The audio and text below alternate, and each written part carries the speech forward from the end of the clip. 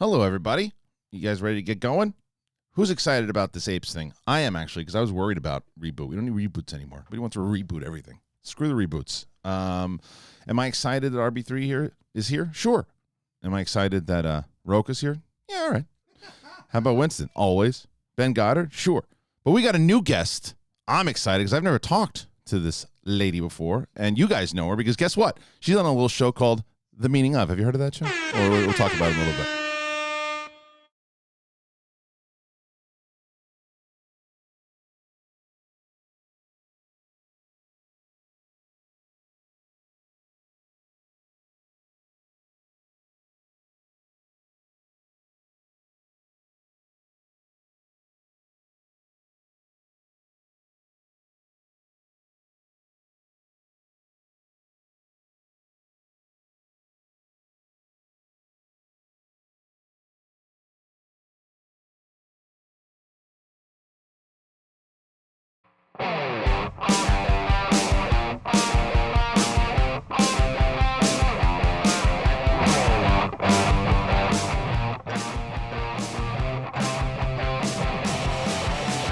Welcome, ladies and gentlemen, back to SEN Live, the Schmodown Entertainment Network. I'm Kristian Harloff. Thank you for joining us today on this wonderful show. It is a Thursday morning. It is still 2020, I think.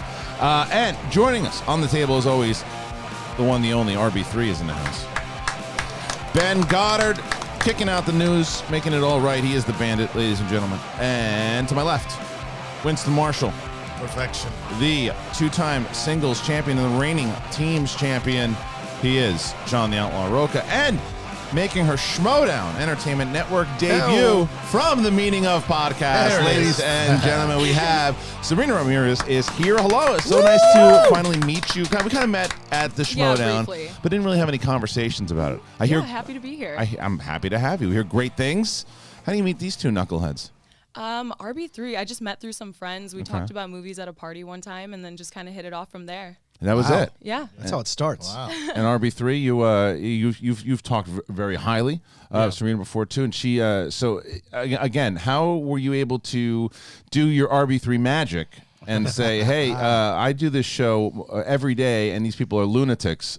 Please come and do it to save me. Is that what happened? Yeah, basically. I mean, obviously, like, I'm sure Sabrina will tell you too. She was a fan of like the Schmoes and everything back in the day too. So, and I'm sorry. As well.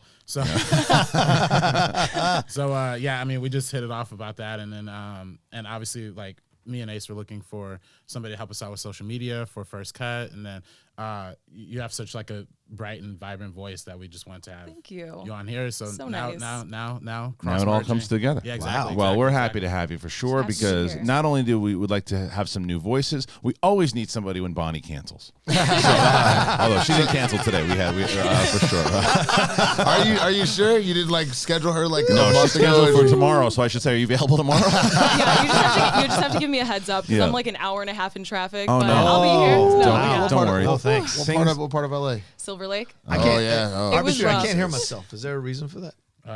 Dude, God, how can you not with that ego? Are you afraid? Are you still no? I can't hear you over the four belts. I can hear you. There it is. Thank you so much. By the way, so the Schmobot should be working. I think the Schmobot's going to be working. But I will address the elephant in the room right off the bat yesterday too, because yesterday we had a show, and so we cut some of it out. Because to be honest, like some people are saying, well, why would you cut things out of the show when you say that he wanted it to be like stern and everything goes and all that? And that was always the motto for Collider Live and Schmoes. No, always was. Wasn't always the motto for this show because this show to me, I wanted it to be more light, more funny, more comedy. I didn't like the show. Yeah. What happened yesterday. Yeah. Like, and a lot of it. 80% of it was on me. I thought the show at the end was kind of sloppy, and it wasn't one of these things where it's just like, oh my God, people said these things that it just didn't flow right. Like it didn't flow right. So who was on the show yesterday? Well, it was Ellis and Kate and there was a conversation about He-Man that kind of came up, and then it was that part of it was fine. It was just a little spat, and then it moved on. Yeah. But then there was the addressing about there's so many questions that come in, and the fans. The reason we're able to do this show, and the reason I'm able to have everybody on this show is because of what we do with Streamlabs and Super Chat. Ellis made a crack about what was happening when we were sitting around, he's like, oh, it sounds like a campfire with somebody reading questions. And I was frustrated because it's like, I have to get to them. It's not like but I listened, and the other thing was too, there were a lot of, I would say 90% of the comments, most of the people who had a concern about it were pretty positive. Of course, there was that 10% were just idiot morons. Right. There's a lot of them that just want to like, that's when they ask, when people ask, like, why did you cut stuff out? Because the internet has changed dramatically from the idea of what I wanted to do with the Stern thing to see what happens and what people do when they're headhunting and things of that nature. Sure. It's like, the show, that part of it wasn't fun, and it was awkward, and it wasn't good, and it was bad radio, to be honest with you. So we cut it, but it doesn't mean we don't listen to the fans. And that's what I wanted to do, because that's the whole point. The point is, I wanted to make sure that we are addressing community, that we're listening to the fans, that we know, because that's what this show is first and foremost. It's not always about.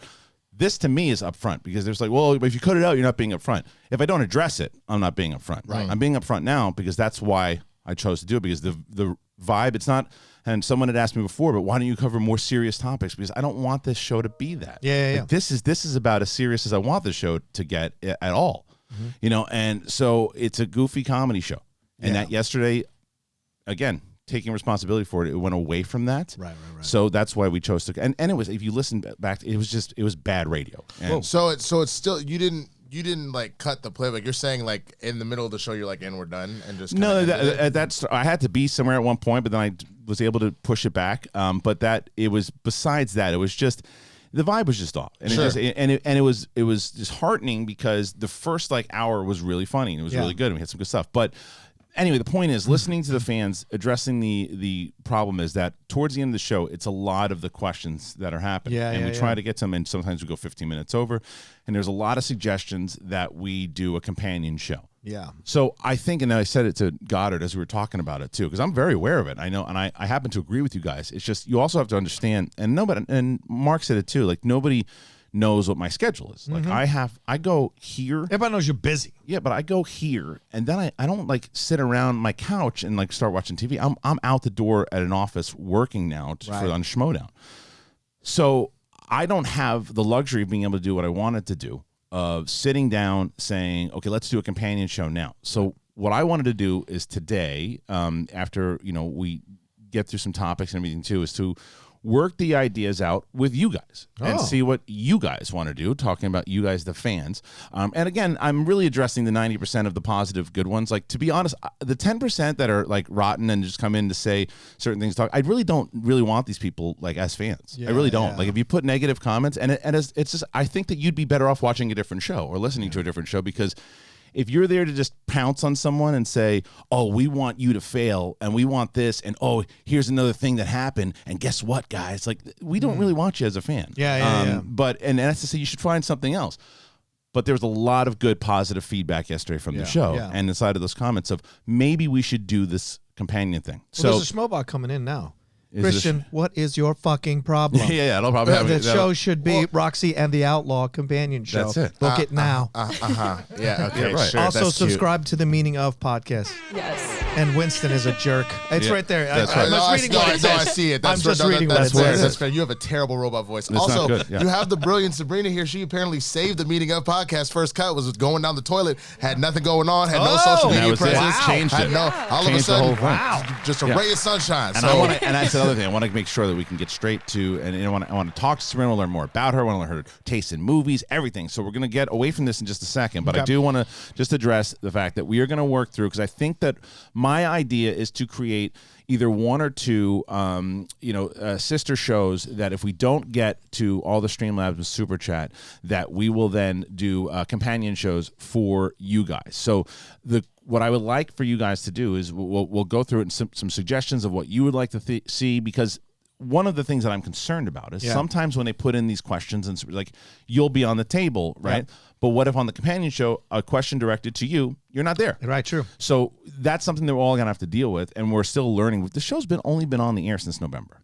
So we're still going through things. So, but it's grown so quickly. Yeah. And it's got a fan base that's fervent and wants their answers to their questions. So it's not a bad problem to have. I didn't have first world problems. I'll be honest with you. I didn't have any. again, 90% of the things that were coming in, I Right, understood. of And I was course. reading it. They're just like, okay, look, the problem is that sometimes it feels rushed. I don't disagree with you. Sometimes it does, but I'm trying to get people out of here by 12 o'clock. And if it goes to 12:10, I'm like, okay, well, what am I going to do with these questions? And then the whole thing. So You just got to stop putting Ellis on the show. It's his comments, his cracks, his little jokes at other people's expenses. I don't appreciate it. Well, so I think he's get him off. We're going to anyway. So I wanted to make sure. Huh? Did you deserve it? No, I'm. No, holding you're a dog perfect. doesn't excuse you from things. Yeah, I can hold a dog and pretend I'm a nice guy, Ellis. that's right. But guys, to let everybody know that we are going Butthead, we are going to put the Schmobot on. So we're going, and I believe that it's working now. I think that it's working. But Goddard said that it was working. So we're going to try to see that if. Well, you got to blame it on you. Is it a man again? What's that? Is it a man again? I don't know. We're going to find out. Streamlabs.com like it when it's a woman. / Me the too. Schmodown. Right? Me too. So let's Sabrina, tell me a little bit about yourself. So obviously we know that you met Tell us all about yes, please. You met RB3 and then and Andres you met through RB3 also through. Yeah, Okay. so I actually went for my first day. I just wanted to kind of like watch what they do, and so I could get an idea for like the social media account. And they just went, okay, here's your headphones, here's your mic, go on. That was it. And Was that your first show? That was my first Oh, show. wow. I had no idea I was going to do that. Oh, They're wow. just like, all right, say something about Magic Mike 2. And I'm like, okay, it's good. That was it. I was like, yeah. And so that was the start. Now, What was yeah, that your doing first it for them. show? Was that your first podcast ever? Or yeah. Really? Yeah, first time on Interesting. camera, first time doing any of that. So, RB3 discovering talent. I like it. Hey. I like it. I like That's it. what a director does. Casting is the 90% of the battle. 100% right. I don't care what they say. And so you found yourself enjoying. How did you find Us Idiots in the first place, Schmoes?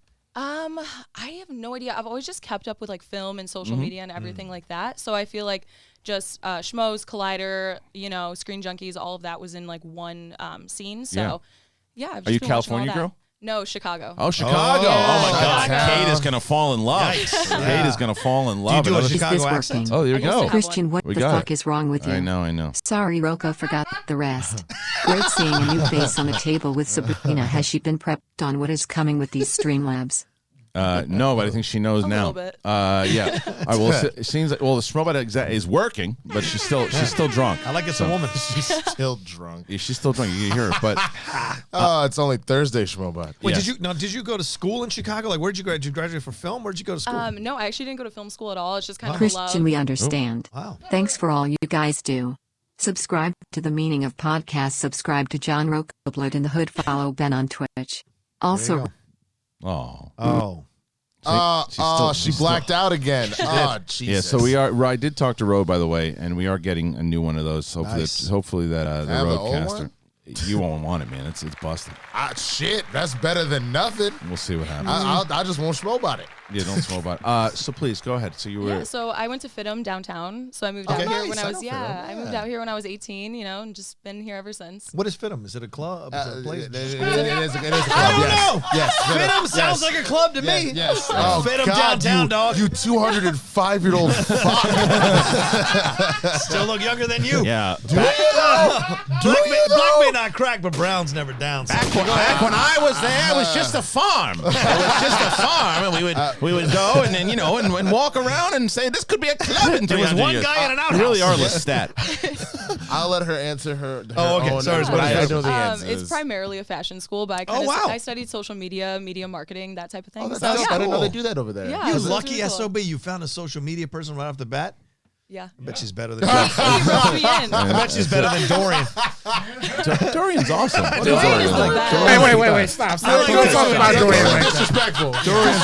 That's mad. No, he's my friend too. I can bash his balls. I would say Dorian is, and I will say, I've said Yeah. it before. D's Dorian, smart about this To shit. me, Dorian is one of my favorite people Yeah. on the internet. He was one of the only people, to be honest with you, when I left, that came up to me and said, "Dude, it's been a pleasure. Thank you for Yeah. everything you did for the company and everything." He was really maybe one of two people that said that. to Texted me within the hour the same thing. I'm a big Dorian fan. me too. I like I busting know his you're balls, breaking though. his chops, but Yeah. I would go to bat for Dorian for about anything. I think Dorian's a phenomenal. He's my dude. little brother. I don't mean that in a black way. I mean like he's my little brother. That's what I feel. It's I fine. always- I'm so glad that offended. you That's- say these That's things. fine. And you're my super old abuelo. It's fine. That's fine too. I'll take it. Anyway, so I didn't mean that in a Latino way. You're in the minority. No. How's this?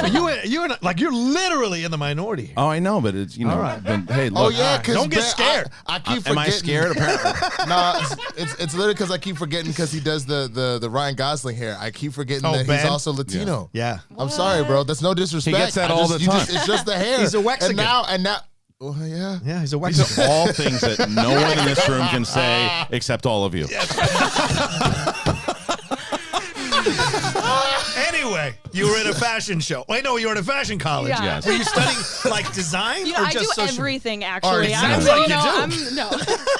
Were you studying Will design? you let her talk, please? I'm asking a question. Sorry. I studied social media marketing. Actually, me and Dorian are super close. Oh, cool. Me and him cool. just kind of like go back and forth, talk about all that kind of stuff. Oh, that's So, awesome. yeah. Nice. Cool. How'd Yeah. you meet Dorian? Same thing. Yeah, This through crazy RB3, space. I think. Oh, okay. Yeah. Cool. Yeah. Good. Do you Good. pay her? Will you stop it? What are you? That's not a question to ask on right. the air. Definitely He not does. a question to ask on the air, but I do. But he Come does. on now, like what are we doing? Like, Yeah. Bitch, why there's so much whiskey in there? I want to hire her. I'm asking because I want to hire her. Oh, so if he said no, then you would know? I'd say no. I'd say I'll pay you. Come join me. Yeah. No, I have a few extra hours in the week. Done. Yeah. I have student loans Done. to pay. I fired my people this morning. Let's do it. Who's that? Who is that? It's the syndicate out of New York. Your girlfriend? No. You say you're fired. My girlfriend can't do that shit. She hates social media. Oh my goodness! Come on. Rocha, I'm gonna. The new nickname for you is John the Leech Rocha. Opportunist. I prefer Opportunist. That works. That works. Anyway, so we have a lot to talk about here, ladies and gentlemen. Lord. And we will, guess what, get through the Streamlabs today. I don't know if you guys know, but we do a lot of Streamlabs on this show. It's streamlabs.com/Schmodown. We do super chats also. Not sure if you guys are aware that a lot of times we'll answer a lot of your questions and you guys will dictate the conversation. It's like a campfire. Yeah, so we can sit around. It's great. It's like just one guy. And sometimes I read the conversations and nobody else talks. It's amazing radio. So anyway, let's just start talking about this thing. I was actually really excited to find out that Disney made the statement that about the. Oh, here it Sorry comes. if I interrupted Sabrina. If it was anyone else, may. But Brown is never down. Let's hear the real Irishman Rocha and President Obama debate who looks the youngest. All right. And let's have Sabrina be the judge of that. That's fair. Yikes. All right, that's fair. All right, so Rocha and President Obama are going to have a conversation here about How much who is it, the 20? youngest. All right, Yeah. It's a Schmodown. What the fuck? Go ahead. I mean, look at this flawless skin. Are you really going to tell me that I look older than you? I've seen younger black men than you in Ireland. First of all, Look at your white hair, Obama. First of all, I got like what, 1 or 2 grays? Yeah, no. You diet, I can tell. My diet. Yeah. No, diet the you dye the hair. I dye not the hair. dye to eat. Oh, that's what you're saying. You say know that exactly what I'm talking about. Dye the hair. Don't That's you what you're gaslight saying. me, Obama. Look. Just because you had an Irish breakfast doesn't mean you're going to I come in here. did. That doesn't mean you're just going to come in here and just talk all this trash. It's absolutely ridiculous. I'm going to tell you right now. Just because Morgan Freeman went to grade school with you does Yes. not mean that you're going to come in here and disrespect me. Look. Absolutely not. I'm one of 2 Irish Latinos on the island, and I know what I'm talking about. I know what I'm trying to say to you. Irish Latinos, that's a lot of Coronas. That's right. It's a lot of drinking, that's right. Sabrina, who won? Who would you? Obama. Obama. Well, you should still hire me. Well done. You know what? Oh, we got a new. See? Yeah, Now I he know knows why how to he- recruit. No. But I'm saying that's why this asshole always be in here talking about subscribe to the Meaning Up podcast because he got expert training over here. You see that? Yeah. Obama, but hire me. Hire me. I will hire her Yeah, because right. she's honest, and I appreciate it. So we have a new. Apparently, after the conversation that you just had with Rocha and Ben, there's a new radio read I have to do. Oh. SEN Live. We have 1.5 Latinos. Are you Latina already? Yeah, half Mexican. Ramirez, what do you think? Suck it, huh? That's You right. have- We you have have- the Latinos. Right, Sabina have Ramirez. Let me guess. 2.5? Are you German and Italian? You I mean, what never the know. last Hey, name? you never know. What was it that one day? What the fuck is you? Oh, you weren't here that day. No. Yeah, you were hosting I was that day. hosting it, yeah. It was, I was Rocha. Winston was that in rare day, form. and Winston was in and rare I just Like you started- today. Yeah, we'd switched roles, and I just started yelling at everybody, "What the fuck is you?" And he was like, "Well, I'm half white, and I'm half what kind of white?" And he was like, "I don't fucking know, German." He put him in the interrogation room. It was insane. Again. So you guys. You guys, it's a pleasure. It's a pleasure to have everybody with us too. Yes. It's a pleasure to talk about this because, by the way, we are going to before we had that wonderful Schmobot, we were going to get into the Planet of the Apes. So Matt Reeves, and let's turn the Schmobot down for this one. So we're going to turn the Schmobot off for a second because I want to get into this. Matt Reeves had this one. Well, he did 2 out of the 3 of the Planet of the Apes, which I thought was one of the best trilogies we've seen in a while. Andy Serkis is one of my favorite actors all time. What he did with the role of Caesar, and this will be spoilers for these movies if you haven't seen it because the movies are over 2 years old now. So, and I saw Trisha Helfer post this whole thing out. Someone yelled at her about spoiling stuff. She's like, "The movie's 2 years old, man. If you haven't seen it, then it's not on me." Yeah. So we're taking the Trisha Helfer approach here. So if you haven't seen the Planet of the Apes, you've been warned. Here we go. So there's so much that happens. Have you seen the movies? Yeah. Okay, cool. Yeah, I really enjoy them. All right. So the third movie, it ends with Caesar and he's dead. It's the end of it. You spoiled it for him. You I just didn't see the third one. That's all. Sorry, he's dead. You warned me. I sat here. Yeah, so. he's dead. But and so what I would assume what they're going to do with these movies is lead closer to the Charlton Heston. You mean the reboots that's coming? They're not rebooting. That's the whole point. Oh, yeah, right. He initially they had reported it was going to be reboot, but then he corrected it and said it's not. They so it's Wes Ball doing it. Disney came out and said that it is going to be sequels. Right. Ben, what's the actual story here?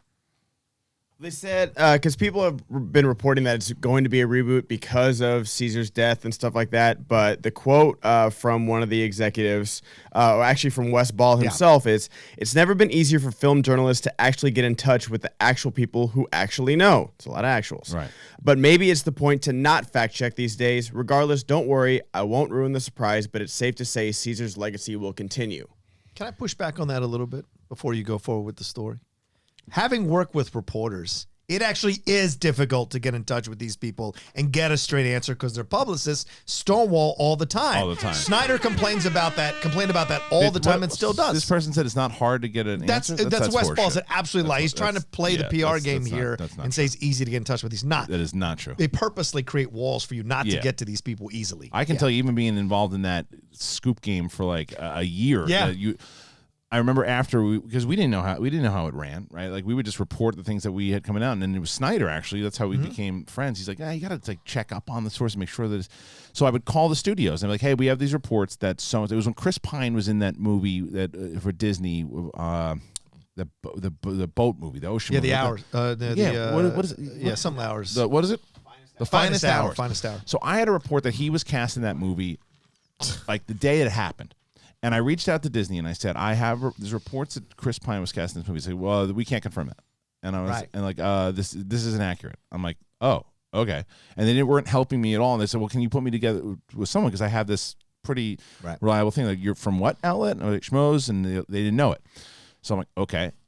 And then within 4 hours, Variety or somebody got it. And I'm like, come on. Yeah. Like, that's because you want it to go to a different outlet. That's actually what happens. That happens all the time. The publicists or the managers or the agents decide who should leak this thing or who should announce it to get ultimate coverage. But I understand that. Right, but don't play like it's easy to get in touch with Wes Ball. It's not. But anyway, the point of all of this is, so Sabrina, if you hear that this is going to not be a reboot now, that it is going to continue from what we saw in the last movie of War of the Planet of the Apes, do you like this choice, or do you think that they should have maybe rebooted it? I'm not a huge fan of reboots, especially so close to when the last one ended. I feel like give it some time to sit and then maybe reboot it. So I much prefer this choice over it. I agree. Yeah. How about you guys? Go ahead. I mean, I think that's fine. I also think from the standpoint that, like, again, I need to watch the third one at this point, but if the idea is starting to curtail towards what the original Planet of the Apes was back in the day, I mean, can't you just continue that legacy on into that anyway? Here's the way I look at it. Like, they tried to reboot it already with Mark Wahlberg, that story, the 68 story, and it was terrible. The Tim Burton film was terrible. Right. So they really resuscitated the franchise, as you said, Kristian, one of the best trilogies ever. They can jump into the future now, where this is an actual ape planet. But that's what I mean. And that's what they should. I think that's what they should do. I think so too. Get closer and closer to the Charlton Heston thing, right? Because in these movies, they set up, and in the first movie, you see the ship. It is the Charlton Heston ship. It is the Charlton Heston ship that goes in. Now, it doesn't necessarily have to be Charlton Heston, Right, or right. maybe they want to make that part of all of canon and connected. And I don't think that they should. I think that if you were going to reboot anything, you could reboot that version of the movie again, Yeah. even though it's been done twice already. You can reboot it to fit the new narrative that was set in this Matt Reeves / Rupert. Was it Wyatt? Wyatt. It was Wyatt. Rupert Wyatt. Yeah, Everett was the other one. Yeah. From Snow White and the Huntsman. So anyway, so I would much prefer to see that, but maybe leading up to it, because because we already know the humans are starting to get the disease that gives that, which I thought was a great device in this one, why they can't speak and everything too, and you lead into that, and it is all about it. Now, does Circus come back in another character? I think he's done. You don't think he comes back as another character? I think he's working on his own stuff now, and he won't come back to that. Between Venom and everything else, he probably is good to just... He doesn't have to. Plus, he's not the only motion capture person in the entire freaking Performance city. capture. He's just Performance. but he is the best one, though. Sure, Yeah. for now, but there's always someone who's right behind. There's always. I don't disagree that you need to give other people the opportunities to do it, especially, maybe like what I was going to say is, what about Toby Kebbell? So Toby Kebbell's been in, it was as Kobo. Was great. But there are these other actors that can start doing it, and that might be able to do exactly what he did. I would love to see Andy Serkis actually direct it potentially. I like that. Because But he's not doing it. Who's doing this one? Who's directing this one? Wes Ball. Wes Paul is directing this Wes one. Ball, right. who did the mouse Maze guard Runner. stuff. Maze Runner, right? Yeah, but he was working on the mouse guard stuff. Okay. You saw right. that 9 minutes of Right. footage. It was awesome. Incredible. Yeah, it was great. I ran into two of the guys who worked on that thing at a bar at Fidham. We were at this bar at Fidham, and we were talking about it. Boo! Anyway, they were just saying how much. That's fair. How much time they spent working on this? How insane it was to work on this stuff. So that kind of attention to detail, I'm excited to see what he does with this. Right, me too. So I'm sure he can find. Well, let me people. ask another question then, and I'll start with you, Sabrina. Can the Apes franchise survive without Andy Serkis? I think it can. I think it mostly depends on like the quality, even though I think he was the best part of obviously the last trilogy. If they make good films, I feel like this can live on, especially because it did end on such a good note. Yeah. That like people weren't like soured by it. I feel like people will come back to it. Goddard, what do you think? Yeah, the only problem. You're off. That's right. All right. That microphone. I don't know what happens. Sometimes it goes on. The only problem with these movies was the marketing for War for the Planet of the Apes, because it was a summer movie. It should have been a September movie, because I think it came out the same year as It Chapter 1, right? Yeah. So that would have been its only competition. You know what it was though? The original movie Rise Yeah. came out in August. I think they should have set it in August. Yeah. And Yeah. then like it wasn't really a war film, so people got upset by the marketing. Even though I love like how introspective and contemplative that movie was, but I think like the movies have moved past Andy Serkis. I think he's left his literally so too. him and Caesar go hand in hand with the whole legacy concept. So let's see what if they do the Charlton Heston route or something else. Like I really am excited for this, and I'm glad they're continuing, not restarting. No, and I agree. I do think that if, like Sabrina said, if they make good movies, it doesn't matter one way or the other. I think the only thing that makes me nervous is I think of like the Bourne trilogy and how well that was, and then we got away from Matt Damon and we got Jeremy Renner, and everybody was like, "What the fuck is this?" So they had to go back But to. it still didn't do well when Damon came back. because they lost their steam. Exactly. At that point. But even though, so Travis Gilbert, I see in the chat here says, actually Langley McNeely says it. I think they need to at least go out to Circus first and recast if he doesn't want to do it.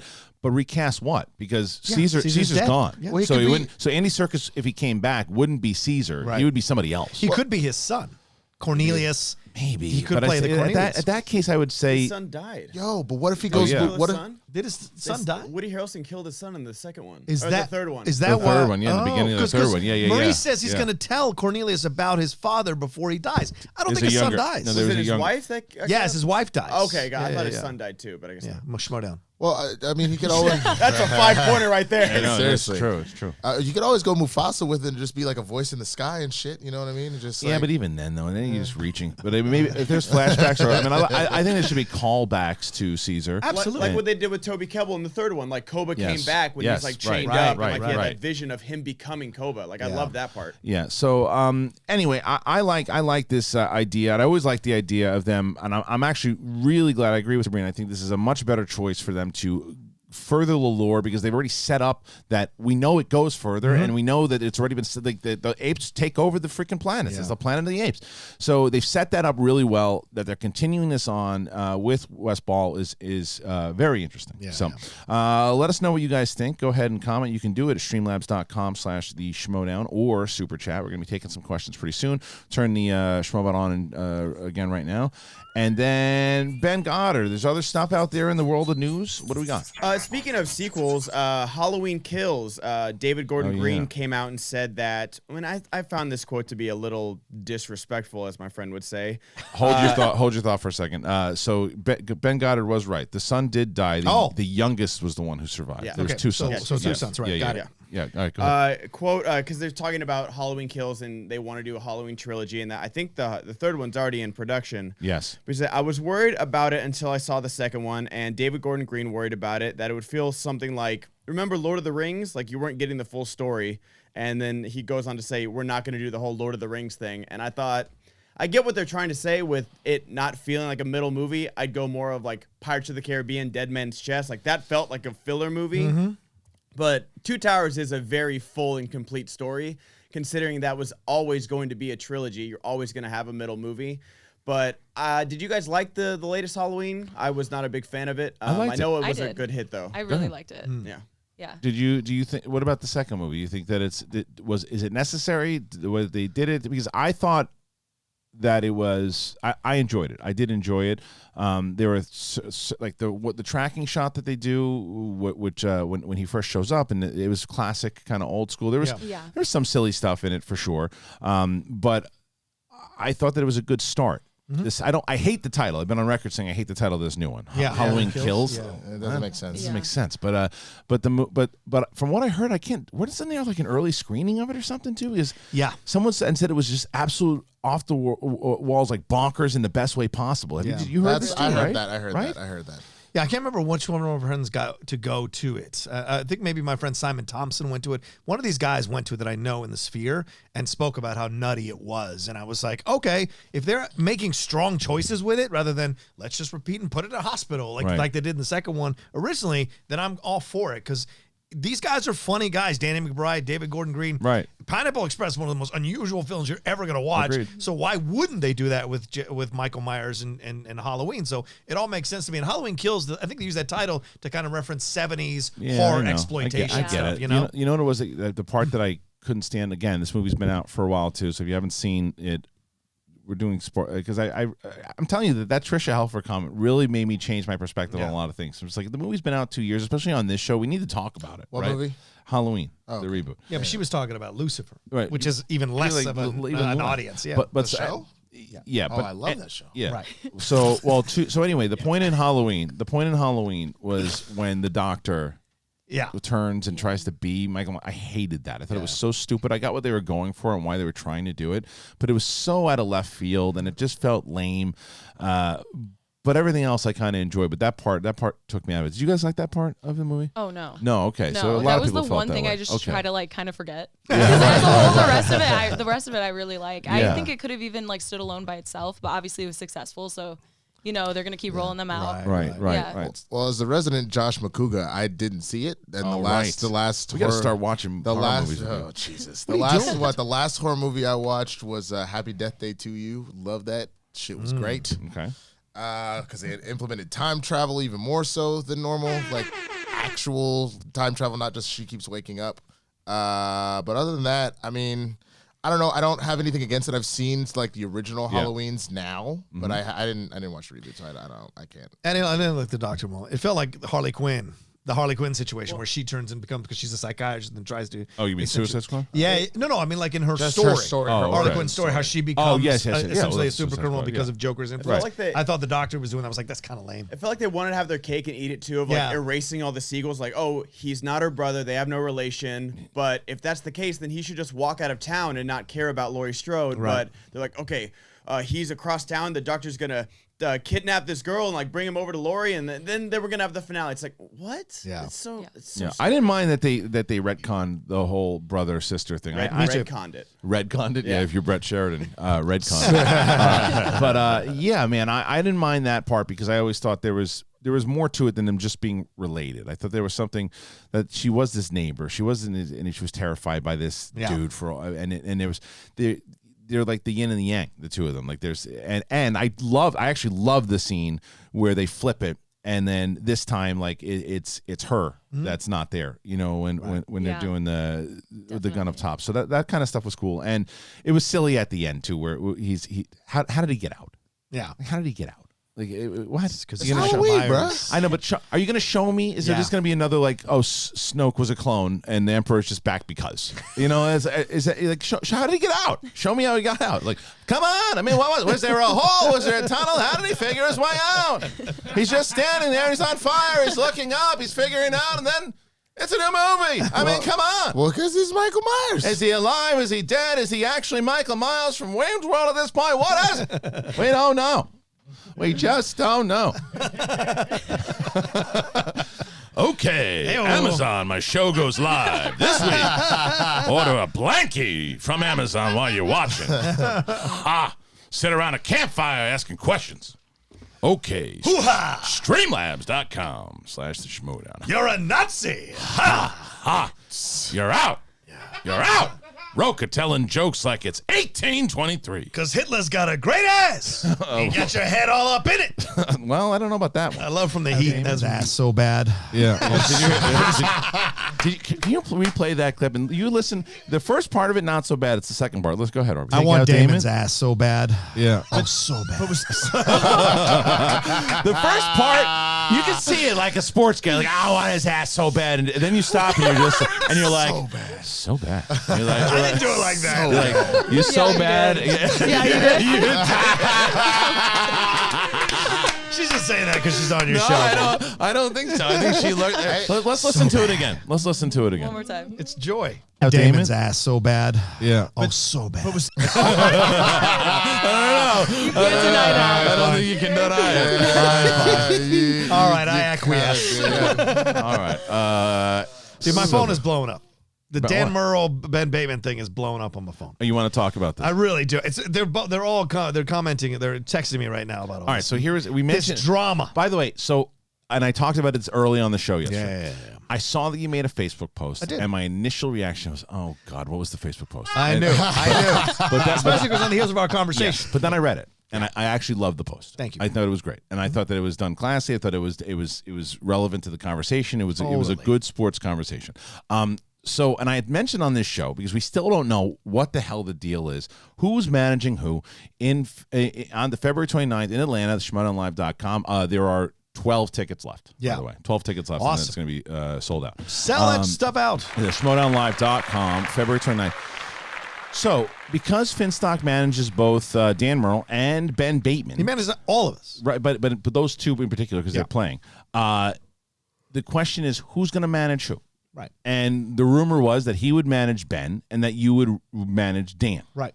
And then Ben had it, said on backstage that he had an issue with that. That was what your post was all about. Yeah. So when I talked to Tom, Tom's like, I got to be honest.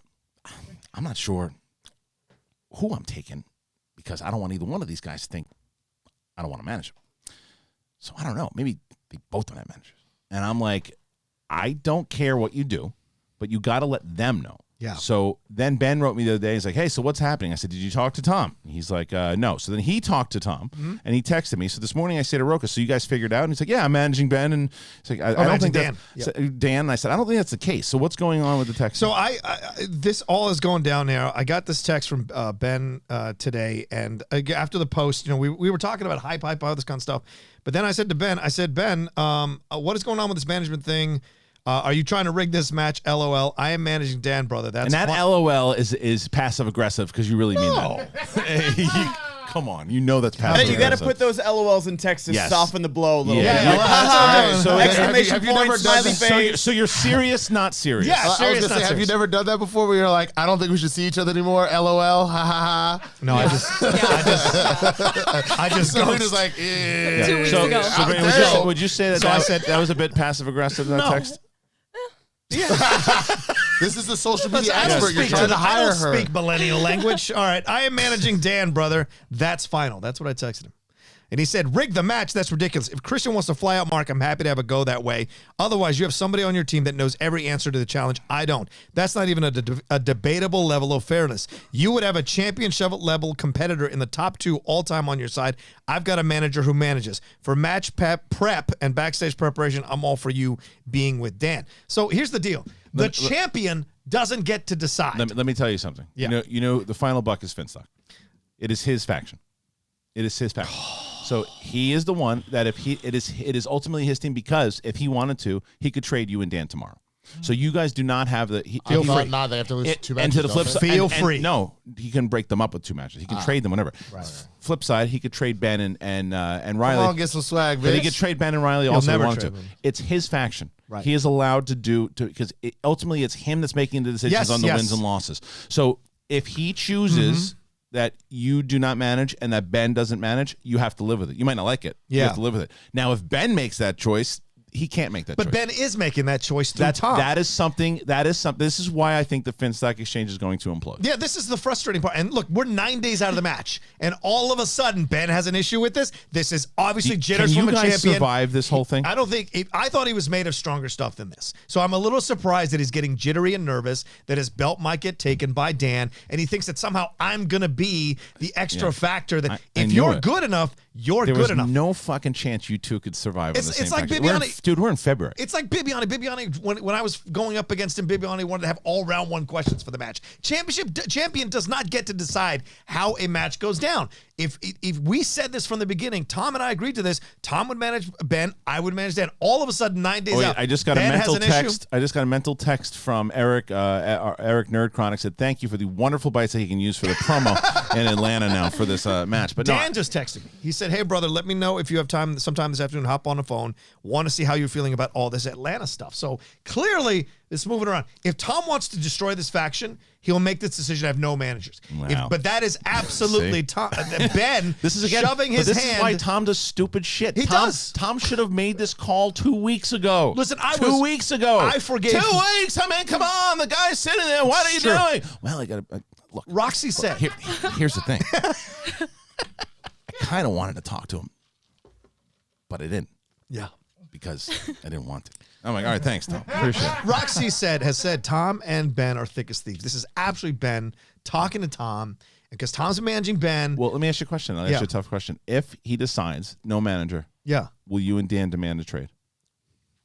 I think we're going to talk about this that afternoon on the phone. Wow. I'll tell you this, Kristian, you've known me how long in the Schmodown? I know. 5 years. Never once have I demanded some kind of extra stuff on a championship match. No. Never once have I had a You complaint haven't. about I don't know anybody. about complaint. I'm sorry, a complaint about the match. It's a championship match. Like about going they into should- it? Yeah, going Okay, into it. okay. I've never complained once. Okay, Always that's defended my belt accurate. fairly. That's accurate. What if I told you that the 4th round was only the start? See, it's not as easy. Someone said just send Riley. It's not as easy now. It's not as easy as that. Because, again, this is why I say make the decision 2 to 3 weeks earlier, because all the flights have been booked. Everything's been booked. Rocha has been booked already. Yeah. Everyone has been booked. So you can't just say, hey, now we're going to send Riley.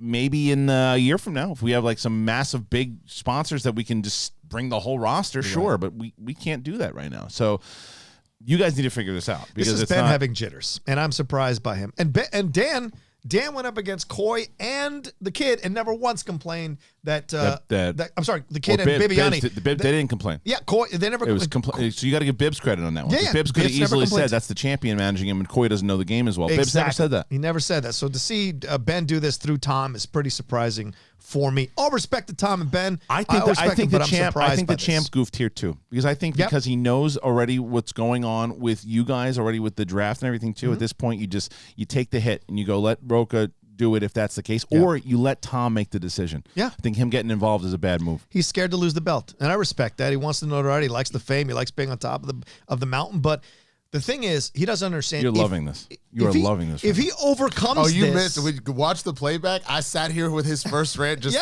good.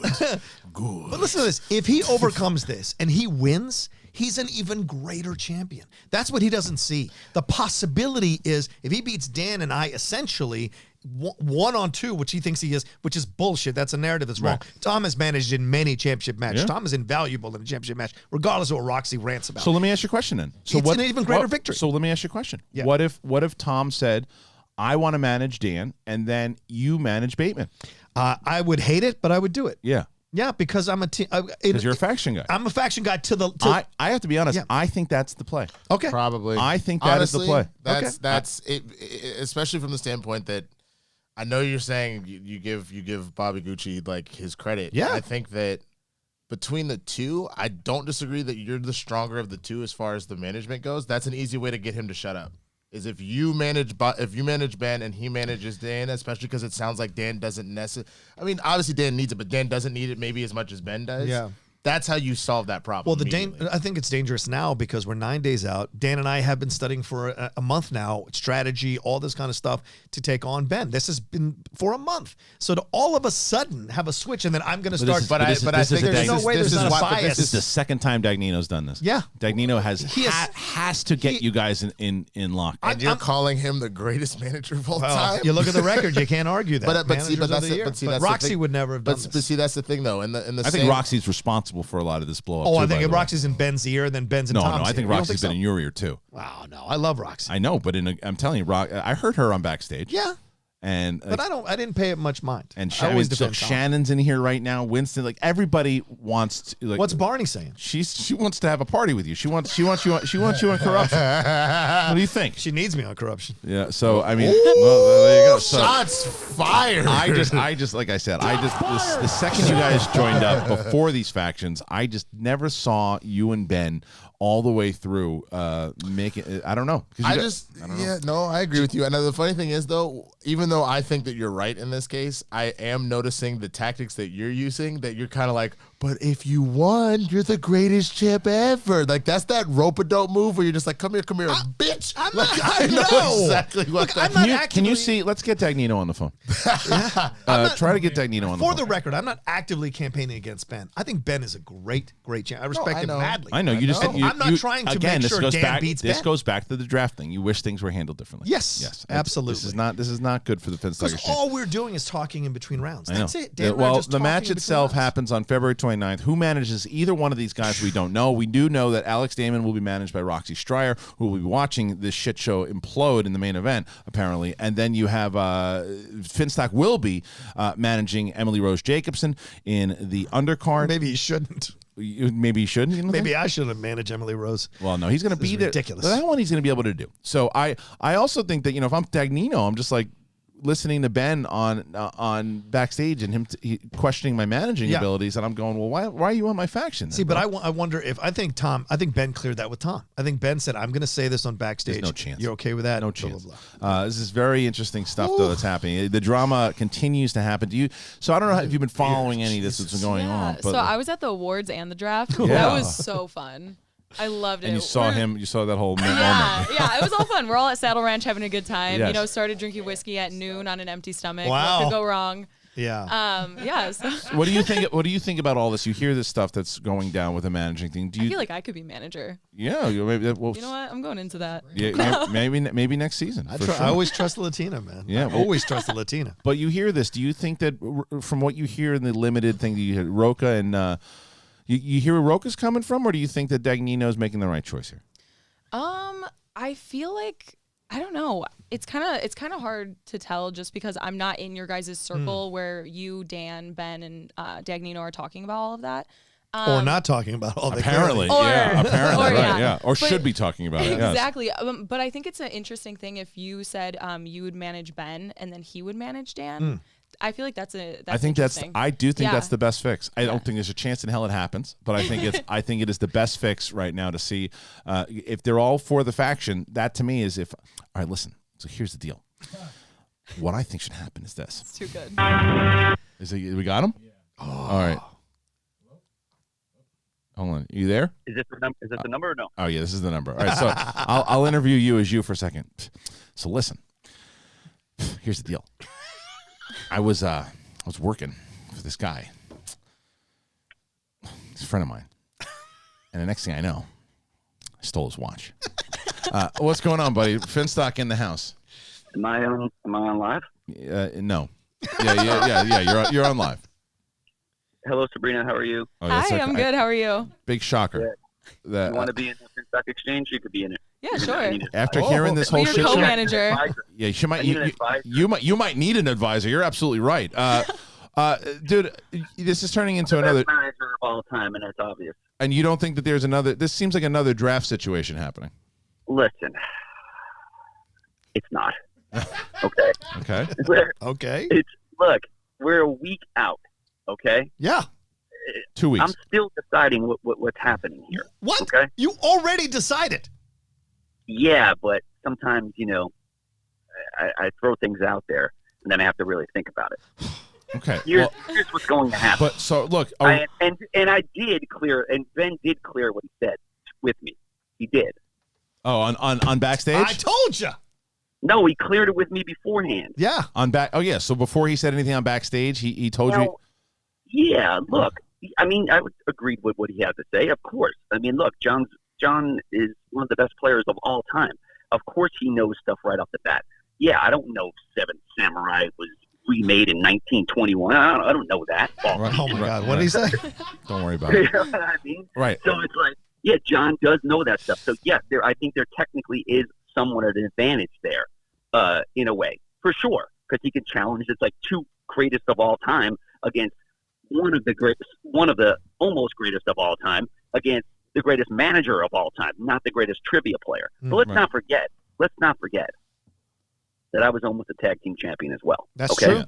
That's true. That's right. And JT's back still hurts. I always give you credit, Tom. I never put you down as a manager. I always give you credit, brother. Look, when you're the best, everybody wants to take you down. That's Right. exactly what's happening with the exchange right now. People are conjuring up bullshit. Roxy has always got to. I mean, who knows what she does? She's probably home. Well, there's no conjure up ways to break up the Finstock Exchange. There's no okay? doubt that I think every manager wants to break up the Finstock Exchange, but you're not. Pittsburgh. Yeah, of course. Look how dominant we are. I don't There's think no stopping that. I don't think that you're doing yourself any favors right now because Look, the only challenge we have is when we look in the mirror. we are 9 days away from the biggest title match in recent history. We Yes, still of course. don't. And don't you think I need time to decide that? No, but the problem, No. Tom. You've had months. Dude, Tom. you should have figured out. You should have figured out who was managing your players, so they had prep and were able to do it weeks ago. Yeah, Tom, this is a championship match. This is not a regular match. Like, you've got to now. If you're switching things up on Dan, Dan's gonna think you're trying to be biased against him. This is such a mistake right now. Sure, I see what you're talking about. Yeah, because I love and respect you, man, but this is a Riley mistake. and Nathan are studying, and you and Merle are studying. Yeah. Riley's not coming. You are coming. Right. I mean, it's like, look, those guys are studying because those guys are a tag team. You guys are the tag team champions. Sure, studying is there. Get that. I think the only fair route is no manager. I mean, those guys can both challenge themselves. Is that an official decision? Yes, it has to be. So you're making an official decision right now on SEN that there'll be no managers, that Dan and Ben will manage themselves, and you and Rocha will watch from the sidelines. Yes, we will bring them out. But you will not. But they will. But they will not have. But they will not. And the other one, Carly Ray. Okay. Yeah, we're gonna bring them out. Okay. Obviously, we'll go back just like the same thing Coy did in New York. McCoy managed in New York. He went back and forth between the two guys. Yeah, because he was able to, because it was playing somebody else, not a part of his faction. Do you think, like I said, before this guy, I mean, obviously Harloff didn't do too much due diligence to figure out that this was going to happen. Okay. Oh, so you just knew. So I was just supposed to assume. I was supposed to assume that Dan was going to play. He's trying to play. Yeah, blame you. Of course. Well, that's what the best players do. They win. All right. So, I mean, look, I wouldn't be surprised if this happens again with Founding Fathers. Who's the boss in the championship match? Then who manages? Yeah, this is going to be worse than the Cody 08 Hall? bubble burst. You know what And I I'll tell mean? you, Rachel Silvestrini in the chat room, I got to agree with her. She says, is Rocha seriously criticizing his manager publicly on air? Yeah. Yeah. You're okay with that. Listen, You don't like the decision. I'm at the ranks where I don't have to watch my tongue. I criticize Bobby Heenan, so it is what it is. Yeah. Right. Now, look. I need Go you ahead, to John. wait. I need you to answer me a question, Tom, and don't lie. Don't effing I don't lie. lie. Dude, I'm done lying. I haven't lied since like 2017. Well, This man sold me a fake pair of sneakers. Y'all. But he didn't know. No. But I wasn't sure. I thought they were real. No, you didn't. I thought that's how you spelled easy. Video Drew chiming in, agreeing, saying this is like the Real Housewives of SEN. Agreed. But All right, listen, go ahead. Tom. Did Ben talk to you about this? Did Ben say to you he thinks it was unfair? Don't you think? Did he work you into this opinion, or did you come up with this opinion on yourself? Nah, Be honest. Nobody works me. So he never talked to you about it. Look, here's the deal, and the way I see it. He was like, look, him and Riley are studying. They always study. Of course. Obviously, you and Dan are studying. Look, I managed him beforehand, before we got to you guys, this and that. Was he like, look, Rocha on his side, I think is a slight advantage, not just in building confidence. I mean, look, John, you have all the characteristics of a manager as well. Sure. I mean, you're a smart guy. You're in the military. Obviously, it's very simple stuff. It's just a slight advantage on the challenge angle, okay? Which is a huge thing when I think this match might come down to like 30 sudden death questions in a row. These guys are that good. Mm-hmm. It's obviously not going to be a TKO. Everybody knows each other's strengths. It's not like we're playing somebody we don't know. Right. It's like the Barbarian comes in and like, if you don't know his strengths and weaknesses because he hasn't played yet. But these guys both don't have any weaknesses.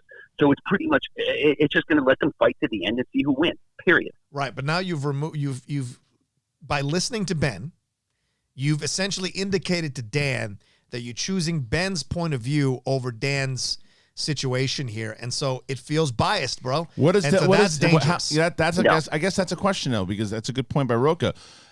Because we know Ben's feelings on this. We know what Ben wants. Do we know what Dan wants? Like, what does Dan want? Look, I mean, have you talked to Dan? I text him. Yeah, we're hectic here. Okay. Look, I'm working. I got a business to run. Anyway, we're all working, Tom. Yeah. Okay. Yeah. Here's the deal, and here's how I think of this. Now, I think Dan will tell you the same thing. Having you in his corner is a slight advantage, is a very slim advantage. All right, well, wouldn't you also agree wouldn't you agree though that having the reigning movie trivia Schmodown champion was an advantage to Dan when he played up against Bibbs and the Kid, even though there was that's the way the cookie crumbles. No, but I mean that's part of the FinStock exchange. You're going off topic here. Well, look, no. You're moving the goalposts, man. Well, so look, here was the other idea. What about if it looks like your decision is final because I said the buck stops with you. It's your faction. You're the one that decides. So if that's your final decision, that's great. The other thing that was thrown out there was what if Dan is managed by you, and then Rocha manages Ben. I know it's unfair. Same problem. And then Ben has the advantage. Right. Okay. So look, if I was a master of trivia, then yes, we can do this. But I think it's just a slight unfair advantage because John is a super smart guy and knows the game. I mean, I know the game too. I just don't. You do. Know the question. You're essentially. There you go. Isn't there a possibility that Riley Skypes in on your phone as a manager for Shannon Barney? Shannon Barney chimes in and says, "Look, at their level of play, I would say no manager. Also, walk them both out and let them have at it." So she's taking Dan. Yeah, ask Shannon if she would have made that decision 3 months ago or 2 months ago, because that's when it should have been made. Because Dan and I have been prepping to. You've always been on the assumption that that's what you're going to be doing. Yes, and Dan and I have been prepping that I will manage on the day of, and we've been talking All strategy right, so look, on the day of. It seems like this is going to be a lot more. This is going to be a lot more to deal with than just in this conversation. But the decision is final. Tom Dagnino, a.k.a. the manager of the FinStock Exchange, has made a final decision here. There will be no manager for the title match. Both Dan Murrell and Ben Bateman will not have managers. They will be coached on the sideline, or they'll be both Rocha and Dagnino will not be able to get involved in the match. They can coach leading up to the fight itself, but they cannot coach throughout it. So very, very interesting turn of events here and I don't know, Tom, I think you got a lot of work to do, my man, because it's well, here's the deal. Yes. And it's always the deal. The buck stops with me, ultimately. Yes. And I think this is the right way to go about this. These guys are the best in the game, or two of the best in the game that's ever played. Very close. And fortunately enough, we have 4 of them of the best players in the game. And the decision should be easy. Now, what's happening, John, is, look, I totally get what you're saying here. But you're buying into some of the hype here with these other managers. And controversy always sells, don't get me wrong. We want our names on the tip of everybody's tongue, and it always is. They're going to try to drag us down. whoever wins this game, whether it's Merle or Bateman, either way, the championship is staying in the FinStock Exchange. Exactly. It's all that matters. So who gives a shit who's managing? That's my point. Right. If it all stays, if this isn't about Ben's ego, then it doesn't matter who wins. It's about the entire faction succeeding, because whoever wins, the belt stays with the faction. So that logic of yours still holds up, even if I manage Dan and you manage Ben. All right, like I said, there's so much more, and I'm not buying into any hype. Hold up. You want one more? I'm gonna let you say. Hey, I'm gonna let you say one more thing, and then I gotta wrap this up because there are other things to do here. Okay. One more thing. With all the controversy that's going to go on now, that's going on right now with it. Okay, say Dan wins. You think, and there are people in the chat room going to be like, "Oh, he had Rocha on his side. That's why he won. That's why he won." You think he wants to feel slighted like that? I don't think he wants to win the title fair and square. I don't think they will say that at all. I think people know Dan is an incredible champion. Oh, of course he is. But if you come in with like a crazy challenge that he didn't know, and then it comes in there, then what they're going to bring back is what the conversation we're having right now is. All right. Well, listen, there's so much more. There's so much more to figure out here, and it is all going to go down February 29th in Atlanta, theschmodownlive.com, 9 days, and there are not a lot of tickets left. So Rocha will be there. Tom, thank you for joining us. Good luck, my man. You have a lot of work to do. So, hey, John, I'll call you later. We'll discuss this stuff. 3 months later. Got it. Okay. Yeah. All right, bye, Sabrina. Bye. Jesus Christ. Man. Shameless, that son of a bitch. Real talk, I think, and this is 100% what will end up blowing up the FinStock Exchange. Y'all apparently don't talk. Y'all talk a shit ton at the end of matches together as a unit, but y'all don't talk together. We talk. Tom doesn't talk. No, but that in itself, that's the problem. But Ben and I have been texting. But he is your leader, right? And the simple fact that the four of you, the five of you, Riley too, the fact that the five of you are not constantly on the phone. Yeah, you got slighted in the 4th round because he didn't fucking talk to y'all. I know this is a constant thing. So listen, we've been on a text thread, or not a text thread, but a thread on Twitter. Of the 5, wait a minute. All of us. So I got a question. Why is and he's been chiming in on those comments. Real talk. Why isn't there a group chat between the 5? There's so much. 10 of us. We will all agree that this is a disaster. It's a shit show. This is a disaster, and it started at the draft. You were there to see the start of it. I was. Well, you're here to see the culmination of it because it keeps on going. It's not a good look for the FinStock Exchange. This leaves a bad taste in my mouth. I know. Well, either way, so there's a lot going down. February 20th. Rocha will be there because, again, I was also under the assumption that Rocha would be managing, so we purchased a ticket for John and a hotel room for John to manage. But I guess you'll be part of the meet and greet now. Yeah. So John will be there. And I'll walk out Ben.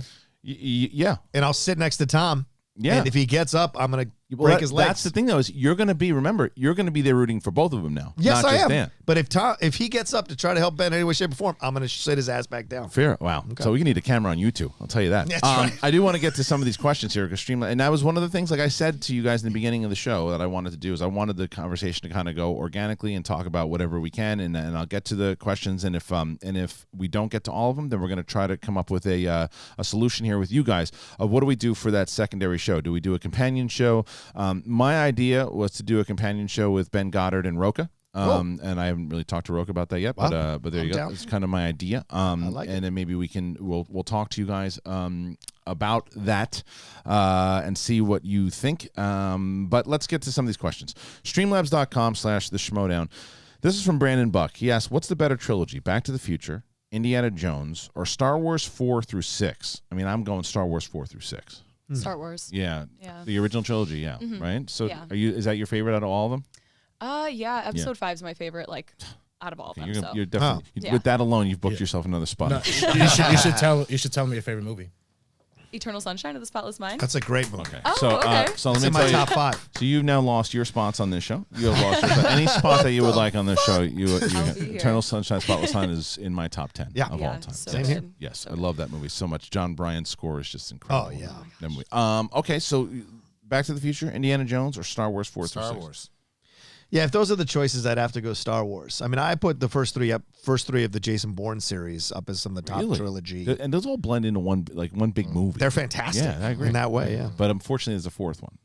Well, look, there's other installments more in the Star Wars and the Indiana Jones. Indiana Jones. Yeah, that's true. You can't cut off Crystal Skull. Don't pull a Bobby Finstock and move the goalpost. No, do you know that I legit so the Bourne one I knew, I legit forgot about the Crystal Skull. That's how bad I blocked that movie out of my head. Do you remember? Movie stinks. Do you remember the South Park episode about it? Where they were like, where George Lucas and Spielberg like molesting Indiana Jones and the stormtrooper. Oh my God! So I have a friend who worked in Lucas's office. Let's put the Schmobot back on, by the way. During this situation, and apparently Spielberg called and was super pissed about the South Park episode.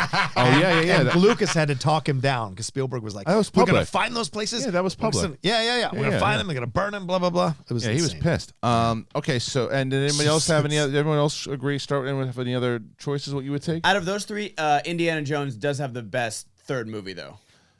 What? I don't know if that's a dong take. Over Jedi? Yeah, I would agree. I really like Return of the Jedi. I agree. You know Last what? Crusade with Sean Connery. I agree. That moment where he says Indiana reaching his hand down is one of the best moments in movies. Indiana, if that was the question, out of the three of these movies, what has the best third movie? I agree with you, Ben. Yeah, you got to go Star Wars. Yeah. But it's funny. I'd probably say, like, out of those series, the best first movie is Back to the Future. The best second movie is Empire, and the best third movie is Indiana Jones. I think I agree with all that. That's how I probably. I think I agree with What all is that. your Well Frankenstein monster you've made, sir? I know, it's true. I don't know what's going on. Jay Ali, you don't have to read this. Okay. So they said that the Twitter link in the, I guess it's not in there, right? Well, not sure. Sorry.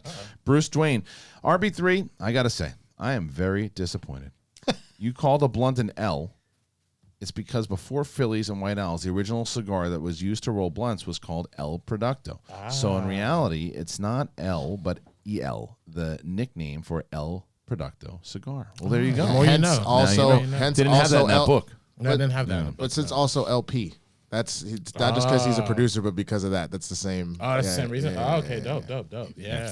Smoke weed every day. That's right. C3 Palpatine Diddy. I'm going to read this as Palpatine. Christian, watched yesterday's episode. I was very pleased by your slight outrage. I could feel your anger. It gives you power. No, I had a vicious smile while whispering, "Good. Let the hate flow through you." Thank you, Palpatine. Eric McKee, regarding Bateman, Merle, and managers. In my opinion, the rule should be that it is the manager's decision. He is allowed to either let them play without managers or he has to manage one and assign a faction member to manage the other. Another one coming, Eric McKee. If Finstock is going to be a manager, he has to manage these managers, rise to the challenge. I understand Ben's argument, but it is part of the game now, and the storylines for how managers handle these situations practically write themselves. I don't think that Rocha necessarily disagrees with you. I just think that he thinks that decision should have been made weeks ago. Exactly. Yeah. That's my only problem with it is that all of a sudden 9 days out, this reeks of jitters from Ben. Yeah. And that doesn't look, that's not a good look on Ben as a champion, to be honest with you. I mean, it's the reason that, what's his name? God damn it. Who was coaching the Cavs when LeBron got there and his ass got fired? David Blatt. David Blatt. Yeah. You know what I'm saying? Like you're essentially letting LeBron choose the coach. Yeah, you're letting the patients run the asylum. Yeah, That's essentially what's happening. If he's going to be a manager, he needs to make these decisions up front, I don't know. Let's switch real quick to the Schmobot is back on, ladies and gentlemen. Let you know so you can interrupt the show. The streamlabs.com/the I also want to ask Ben Goddard: are there any other topics that we should hit on today? We got we have the Hallween one. We did the Apes. Anything else? We barely mentioned it yesterday, but I want to hear everyone talk about because there is a Whitney Houston hologram tour going on. I have to get, because it was literally like the last thing we said, and look, people are just like, wow. I want to hear some full takes on Whitney Houston hologram tour. Garbage! Thank you. Whitney Houston was a singer in the 80s. Oh my God. I just want to make sure the millennials understand. We have the internet Finally, now. a hot Latina on the show. Beauty and brains, my kind of girl. Back off, Rocha, let her speak. She is the headliner today. Well, there you go. Thank you very much for the wonderful and nice comment. So, anyway, speaking out, the question on the table? The Whitney tour? The Whitney tour. That shit the fuck out of here, man. But is it just too weird? I just... Do you think that because younger kids that it's almost like that futuristic Blade Runner shit. Like they're going to be used to it. How do you feel about this? I think it's super weird. Okay. But I'm already like in that space where I know when they did it with like Tupac for that one performance, I was like, okay, that's cool. But for a whole tour, I don't know. I know her estate is like behind it, Ben. You know, her estate is like behind it. Yeah, but her estate is behind it, but so is what was the actor we were James talking Dean. about? James Dean, like his estate. You never know what the estate is nowadays, like Who because like, has it was the like estate, James right. Dean's like distant second cousins or something like that are They're behind it. maybe just trying to make a buck. Yeah, Yeah. exactly. That's exactly what it feels And like. also It feels just like a listen money to the grab. records. Like you're Yeah. going to a concert hall to listen to a recording. But Well, they merged like live vocals with studio recordings, so they're making right. it like each show a little bit different, like Right. it was live. And I know she wanted to go on tour before she passed, so that's why they're kind of like honoring that. So I think it's really weird, but I can see where some people would agree But it's with like, it. watch I This don't Is know. It, You the can't Michael do it. Jackson No. thing Yeah. before when he died, he was, doing all the rehearsals and getting stuff. ready And for that's his an tour. amazing documentary Yeah. because how in tuned he was with every single song and step of choreography. Like, I don't need to see a But Michael Jackson Whitney wasn't hologram. doing Yeah. that though. No. Whitney was recovering. Whitney was an addict. Whitney was struggling. still dealing with her drug issues. Yeah, at the Bobby time. too. I look. It's one of those things that just like anything else in life, you have to understand that sometimes shit happens and sometimes shit doesn't. And in this particular case, Whitney passed before her time. It should just be put to bed and like let it be. You can listen to her music forever. That is her legacy. I feel like this is running the risk of tarnishing. Do you think this is one of those things also? Because this is I'm more okay with the James Dean thing than I am with this, but I also asked the same question, and that was, is it because they want to try to further this technology? Because the ultimate thing is, it's really not about us, because everybody, majority of people, minus a slight few like myself and Roxy, were against the whole James Dean thing, Yeah. right? But in their mind, it's about the future also, because if you can get people used to it, a slight few people used to it, and then you start doing it as the norm, then kids growing up are going to be used to it. And then they're going to be wanting to see more and more legends of the past in their movies. And is this the same type of thing to where you can start it? Because if this works, and then John Lennon can come back and do a concert, and then the Doors can come back and do a concert. Stop. I know. But to I'm not us, seeing the Beatles as holograms. I That's know. what I'm saying. But I think that's what makes it special, Yeah. is that they lived in this time period and they made the music that they did, performed the way they did, and then that's it. But will other generations feel the same way? Well, see, and I think this comes from, and if I'm going to break this thing down in my personal opinion as an analyst, to me it feels like privilege. No, just because I wasn't around, you're going to make it available to me. But I'm also a capitalist, and that is this. You put product out. If people are for it, they will come and buy the tickets. Whether we morally agree with it or not, people will come and buy the tickets. If people come and buy the tickets, then they made the right decision. And I don't know if is Sissy Houston still alive, her mom? And if her mom's behind this, I'm not going to tell her mom what to do about her daughter's legacy. And that's maybe another way for them to come back. But look, let me tell you my favorite thing that I've Dion's seen. still Let me tell you some of the favorite things that I've seen in this chat room thus far. no. Rachel Silverstreet says shit is going to break down and fail, and people are going to demand refunds, and this is going to tarnish her legacy more than help continue it. Good To call. which Rick Zaya says, "Agreed, Switchblade."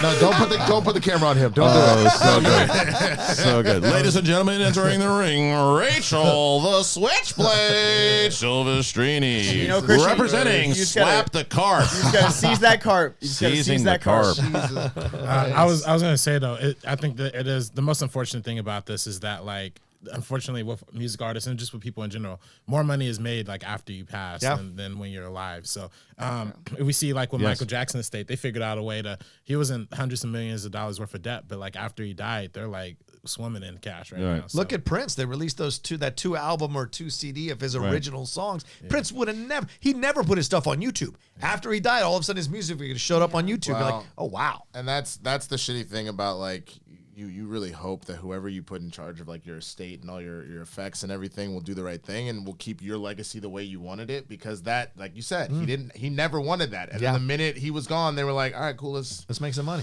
That's why that's when I put Finstock in charge of things. All right, Greasers. We need totally to move on. gonna put your belt in my room over my bed when you die, which you'll never die. You're like 5,000 years old. I know, he's a vampire. All right. Greasers, it's time to move on. All right, Matt, Christmas fan, good morning. SEN is one of my favorite podcasts, alongside Chapo Trap House, Citations Needed, and the unfortunately named Come Town with Nick Mullen. To a lesser extent, some random ones like The Dollop, Anna Fadada, and Pop Damn America with Jake Flores. Well, thank you. There's a lot of good suggestions in there. The Gym Sock Exchange. Hey, Rocha, why don't you tell them what you think? Should be done to homeless people in L.A. When you mentioned at the beginning of the top 10 English period movie show, how they should be taken out like animals. No. What? And remind you of being poor? You said what? I never said any of that. That's what they said. You said No. What did you say? We were talking about the homeless crisis because Yes. it's so crazy here in Los Angeles. And Yes. so Matt and I were talking about it, and I thought, how can, what kind of, and I didn't mean the people who've lost their jobs. Or I was talking about like actually people that they've released from these mental health wards and then they didn't properly care for. There's no medicine for them. Right. And to me, I thought to myself, I was asking out loud, what's the humane thing to do? We put down horses when they break their legs. Like, is it inhumane that these people are living a very, very terrible life, dumpster diving, crapping in the streets, being beat up, things of that nature? Would it be inhumane to take them out of their misery? You're saying Kevorkian style. Well, yeah, exactly. Assisted to help them. And it's only because they can talk and rationalize, because we do this to animals all the time. Right. You think human beings aren't animals? We are. Just because we can reason and rationalize things doesn't necessarily It's a mean. very controversial point of view. Sure, You can see that's that. fine, It's but a I'm very trying to be controversial- humane I understand where because you're it's a coming terrible from. You can existence for them. understand where people could be offended Absolutely. by that. If they misconstrue it, sure. I think that because it's a hard because I mean, looking at what Kevorkian was saying, he wasn't doing it to be a serial killer. He was doing it to put people out of their misery. Exactly. But it's still, who's to say that you have that choice? Well, that's what I'm saying. And I was just bringing it up for conversation, Yes. right? I wasn't saying they should do this. I get that you're starting the conversation. I think that until we can get to the point where we are all on the same page with letting like people that are in severe pain or that are severely old that are like, I'm ready to go, and until we can get on the same page about that, I don't even know if we can have that conversation. That's a fair point. We were just bringing up randomly conversation. Yeah, I know where you're coming from, but I think that's a very controversial point. That's fine. Yeah, that's fair. That's fine. Yeah. All right. So let's. I wasn't saying it in mass. I know what you're saying. Yeah. No. All right. Let's see. Eric McKee again. Oh no. Sorry. Andrew DeMolanta. Hello, everyone. I normally don't like to shamelessly plug my stuff on SEN, but today I feel like I need to promote my new show. Tonight at 8 p.m. is the first episode of Going Rogue, which is my weekly Star Wars stream on channel videos by Andrew.com. Well, you should. You absolutely should. You know Star Wars very well, and you should listen to him. He's one of the top competitors in the Star Wars division, so check it out. He is. For sure. Okay, next one. Swedish meatballs. I have a dream. That one day Manscaped will start doing international shipping so that those overseas can have more smooth, flawless balls too. My imaginary girlfriend deserves better. That's right. Hey, Ben, can you do me a favor? Can you bring up that new code? Because we have a new code for the Manscaped, and we did really well, but we want to make sure that everybody has the new code. And then Eric McKee also said, look, one more. If Ben had someone like Rocha or Levine as a manager against Dan with Finstock, I bet he'd argue that Finstock has to manage Dan and shouldn't be able to step aside and have someone like Rocha or Riley substitute to counter Levine. Yeah, it's true. This is not an easy fix. The Green Flamingo. I got the code real quick, guys, for Manscaped is SEN20. SEN20 is SEN20, one word, SEN20. Okay, so that's going to be the new code. The Green Flamingo, this is always a Gary Busey thing. The Green Flamingo says, at a red light in front of my house the other day, a guy opened his driver door to tie his shoe, looked back at me and smiled, and then he said what I was doing while I was walking my dog. #Florida. #need schmoes in Tampa. #bring RB3, bring the weed. There you go. Stinky Horsefly. Hello, gang. Hope you're all good. Questions for Sabrina. I know you loved Little Women, but what is your favorite film of all time? To be honest, you all can answer this if you want. So Eternal Sunshine of the Spotless Mind. That's your favorite all time. Yeah. Did you like the overall filming, the emotion, the performances, all of it? Oh my God, every single thing. It was one of my first times watching a movie where I was so like viscerally affected. Just the structure of it, the writing, the score, and both performances from Winslet and Jim Carrey. So good. Yeah. He was, I think it's his best performance, to be honest with you. Definitely. Hands down. Yeah. I think so. Anybody else have a favorite film all time? Seven Samurai. It used to be Citizen Kane, but Seven Samurai has kind of replaced it right now. So that's what the Mandalorian took after, right? Yeah, so well done. Thank you. Did you see those movies in theaters or? Oh, you chiming in? Are you going to chime in, RB? Yeah, All right. you know? All right. He helped to develop the movie. You don't catch me buying fake Yeezys. All right, let's go. All right, let's see. You Also, buy Yeezys? Hey, he's That's your the most grandpa thing you've said all day. I was gonna say he's your manager. So. yes, that's true. I don't buy anything from him. I know. Joe Gadina, SEN, we found the white woman. We did? I don't know. Where? I don't know. I don't think he realizes that Sabine. I'm Mexican, but I'm white passing. Okay, all right, that's fair. Little column A, little column. That's right, sister. You're speaking the language, sister. So actually, so we can go back to it. SEN, we have 2 Latinos. All right. Jason Bradshaw, do you guys consider yourself morning people? If not, you know what helps? Spending your mornings with the outlaw. Oh, look at that. Thank you. Nice I appreciate push. that plug. I am definitely a morning person. Yeah, I am. Yeah, I'm up pretty early. 2 coffees, not for you. No. Are you grouchy in the morning? Well, I can wake up. I just need like a whole morning routine. Like I need to be up for 2 hours. Coffee? Yeah, so I had an audition, coffee, breakfast, everything. I had an audition at like 6 or 7 a.m. So I had to wake up at like 4. Doing an audition at 6 Non-union. NBC Universal. Really? Oh, 6 in the morning? Yeah. So that's the test so you that you show up for the shows. Yeah, yep. exactly. I had to get put into hair and makeup and everything too. So that's why it was such an early call time. But I woke up 2 hours before that, and it was the day after Halloween, so I couldn't even go out on Halloween. Sad. That's not good. Anybody else that morning? Oh, I'm a morning person. Not a morning. I hate fucking mornings. No. I love it. I've been a bartender for too long to be a morning. That's part of the problem. That's I think. Yeah. I wasn't as much when I was doing stand up full time. Chris and I have had 6 a.m. conversations. Yes, on the phone. you're always up. I always know that I can text you because I'm up because of kids, but you're just up. I'm up because I'm a vampire. Yeah. Giancarlo Jr. put in a schmobot. Thank you for that. Is there anything else that we want to cover in the movie news there, Ben? Is there anything we missed that's worth it? We cover all the big stuff that you had.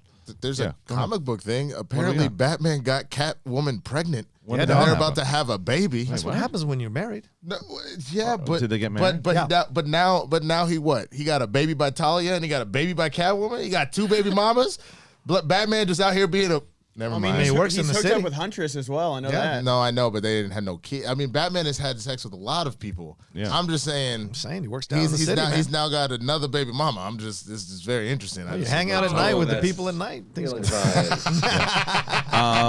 Well, so yeah, he got Catwoman pregnant. I mean, it happens. It's like, look, Superman got Lois pregnant. Yeah, it happens. It's just very interesting. And then if it was canon with the Michelle Pfeiffer, I get it. I just respect it. Prince that wasn't promised had put in that schmobot, but it got cut off. He said, look, I've been follow Ben on Twitch, but also Rocha, when you first worked in commercials, were they talkies? No, man, we went from town to town to do the show. This is a commercial. Buy your soap. See? Richard Logan, thank you for bringing the schmodown back to Houston. Missed the first show due to having a neuroscience final exam that Monday. We'll be taking my daughters to this event for sure. Can you dig it, sucker? Yeah, we're pretty excited about it. I gotta connect Jonathan with Brad and Booker so we can start getting we want to get those tickets on sale pretty soon. Prince that wasn't promised, who also said the clubs Rocha is familiar with was when he used to bludgeon dinosaurs. His fashion school worked with mammoth fur. I don't like that. Those are not as funny. But but he's going for it. I get respect. Sir Lord Attenborough, what if impressions are only available at the $20 tier via the Schmobot? I think that's something we're going to do, by the way. That way everyone does impressions, isn't overwhelmed, and Streamlab questions are more focused on sparking conversations. SEN Life for #the meaning of. Sir Lord Attenborough, by the way, that's his phenomenal suggestion, and I think that's exactly what we're going to do. We're working on making sure that the Schmobot is back, and once she is, that's because Brett's getting exhausted. Plus, I don't want you guys to get exhausted by it, because if it starts to feel like here's another drunk Brett, or here's another Anaconda, or here's another Pacino, it's like it's not fun anymore. But if they're done through the Schmobot, it might actually be better. Same thing, with Obama and everything too. So that's a good idea. Thank you again. Listening to you guys on suggestions here, Bobby Fedora. I just wanted to tell you that I watch every day, and all your shows inspired me for my love of movies, and I'm now a film major at SU. Thank you for all you guys do. I used to make some Schmodown posters back in the day, so thanks for keeping that Merle vs. Rocha poster. Yeah, absolutely, for sure.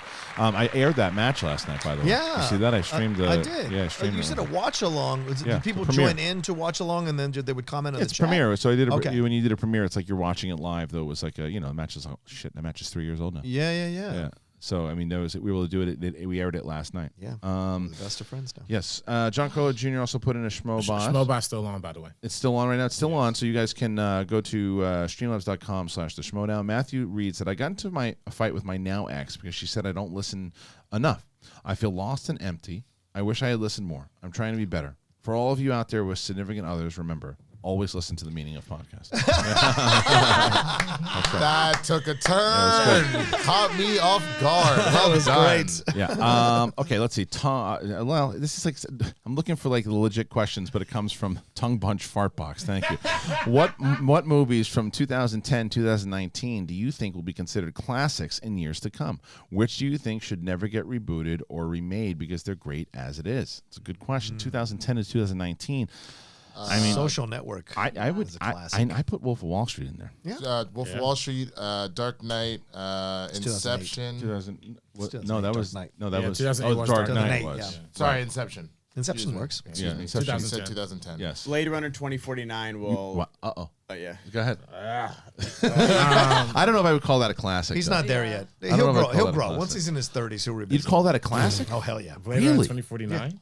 They said what will become a classic. Yeah. It already is one, and like people. Just You like think the it's first- already a classic? People Yes. scoffed like Dude, RB3 it didn't make a lot of money. at the Neither original did Blade the first Runner. Blade too. Runner. Yeah. And The first I- Blade Runner was So a box I office still, flop. and I'll have a hot take here. I wouldn't consider the first Blade Runner a classic. I'd consider it a cult classic. I wouldn't consider How it a Blade classic. Runner shaped science fiction cannot be understated. You can't call the top, maybe arguably the greatest sci-fi film ever made, a Cult classic. A cult classic. I don't know. That's 1, 2 is 2001 and Blade Runner. Tron is a cult classic. Tron is a cult classic. Blade Yes. Runner is not.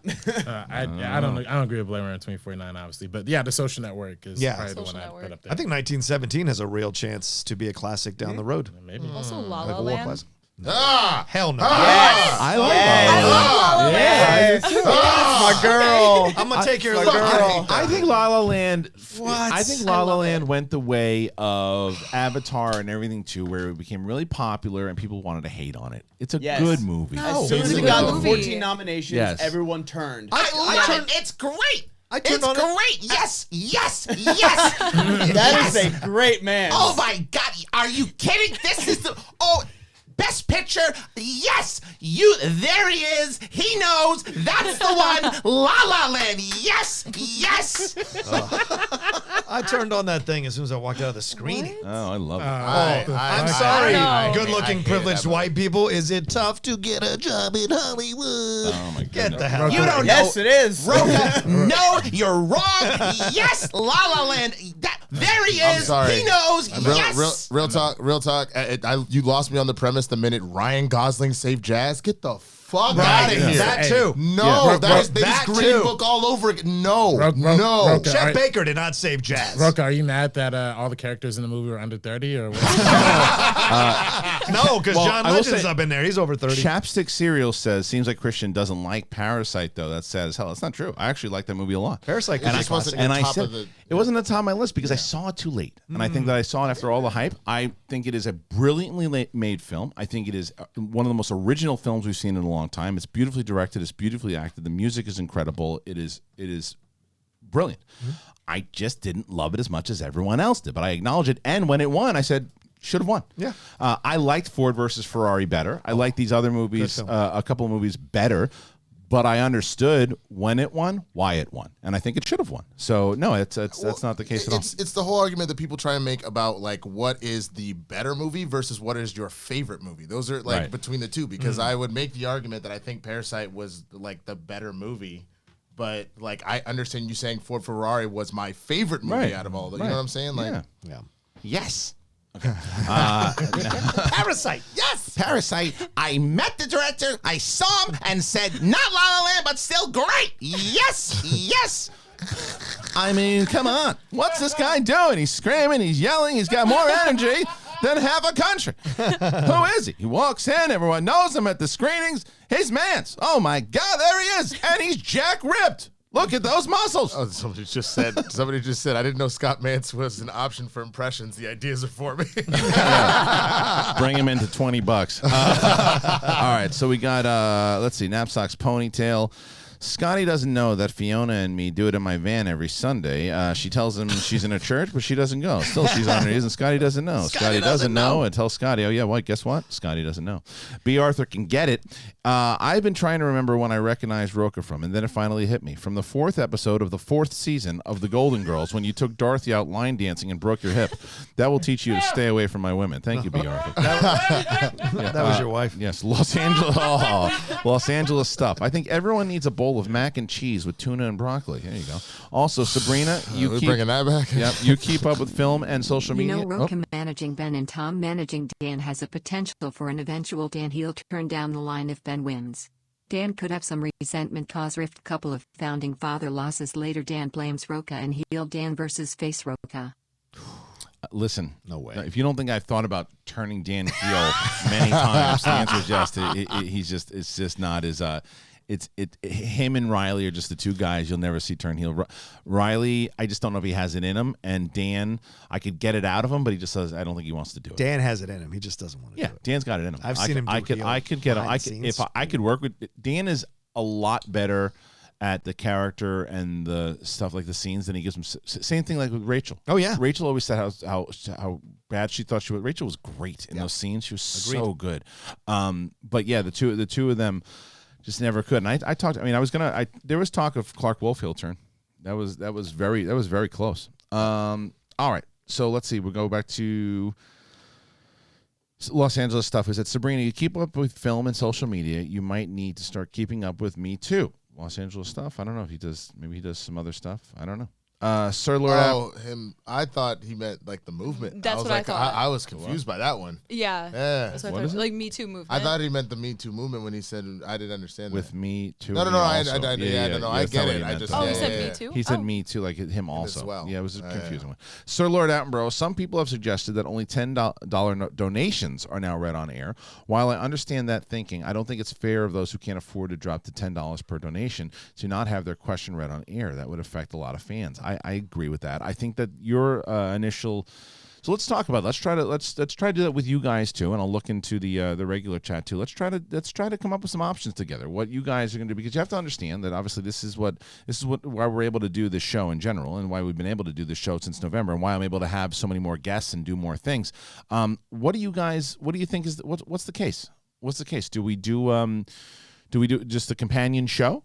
Do we do something to where we change up the donations? Do we make sure that maybe it's at the $5 tier that we answer? Maybe it's $5 tier we answer on air, and then the companion pieces get the dollar and up, or do we do impressions for the 20 and Schmobots at 20? What do you guys think? Let's hear some of your suggestions, because like I said to you in the beginning of the show, and I want to develop this is what this whole premise of this show was not only the topics and the discussion being developed. You guys are essentially producers on this show, so let's develop it together. And that's why when it's done classy, I want to have this conversation with you. And again, like for anybody, if to be honest with you, if you left really negative and hurtful comments, whether it was directed at myself or Mark or Kate, please don't watch the show anymore. We don't really want people like that watching the show anymore. I'm not talking about negative comments as far as saying hey, not really a big fan of the way that went down, let's try to do this instead. Those are positive. That's positive criticism, and we're all for that. That's what helps shows and businesses in general grow.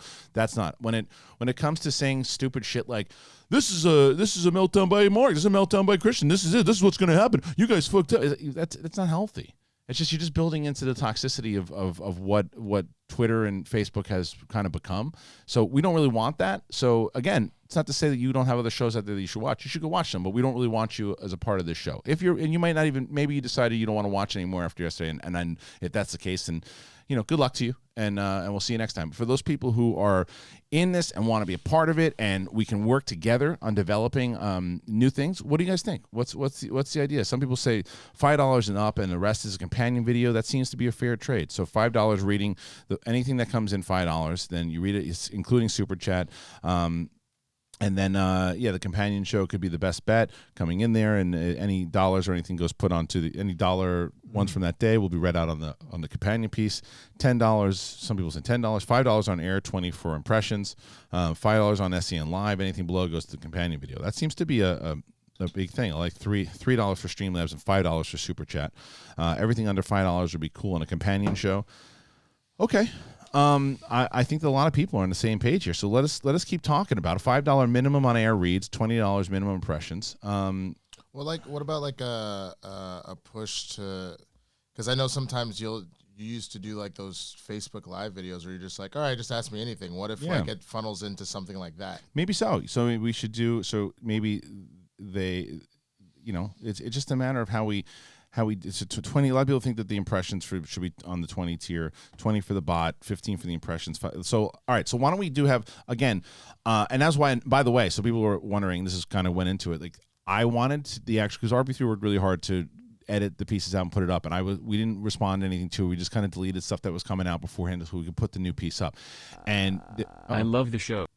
I've been listening to the show since the beginning of the new year to get my daily fix from my favorite movie space personalities.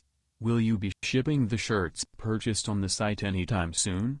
Really want to rep the show. Thanks you. Great question. So you're either talking about the New Era shirt or the SEN Live shirt. Jonathan is working on that. I think all the orders start to go out by the end of the month.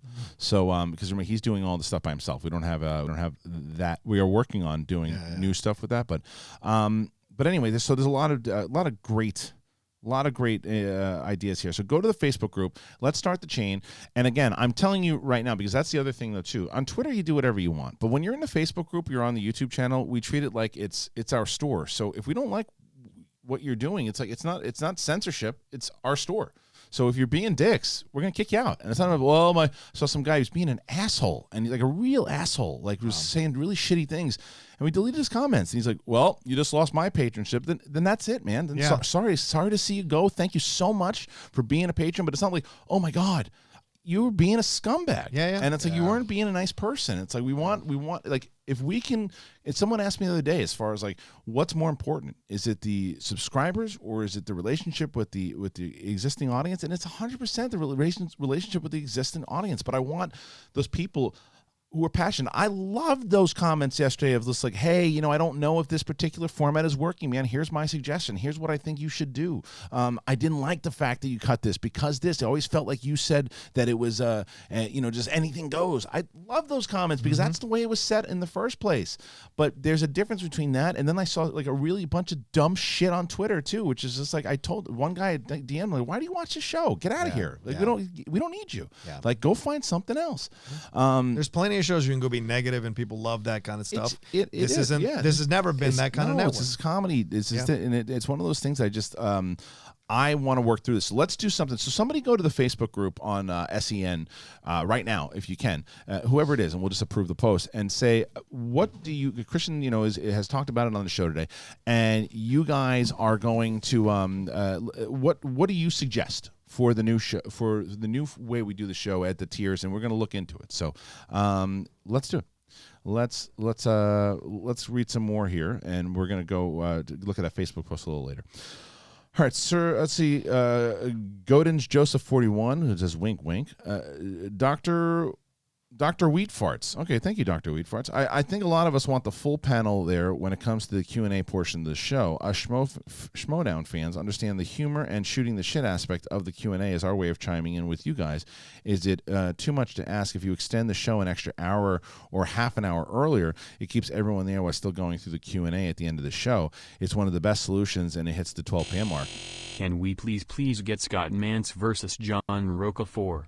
Just so we can have a 4th round Rocha promo. In the meantime, can we get Scott Mance trying to convince Rocha for Scott v. Rocha 4? Well, they've never played the third one. They never played the third. So when he comes back, I'll do Mance trying to get him to play the third. But we'll do that for sure. Let's see. Let us get to the next one. Sorry, Dr. Wheat Farts. You were talking about you were talking about let's see, if you extend the show an extra half an hour. The problem with that is you can extend it an extra half an hour, but you're also giving an extra half an hour for people to ask more questions. And people will be donating more unless we shut it off at a certain time.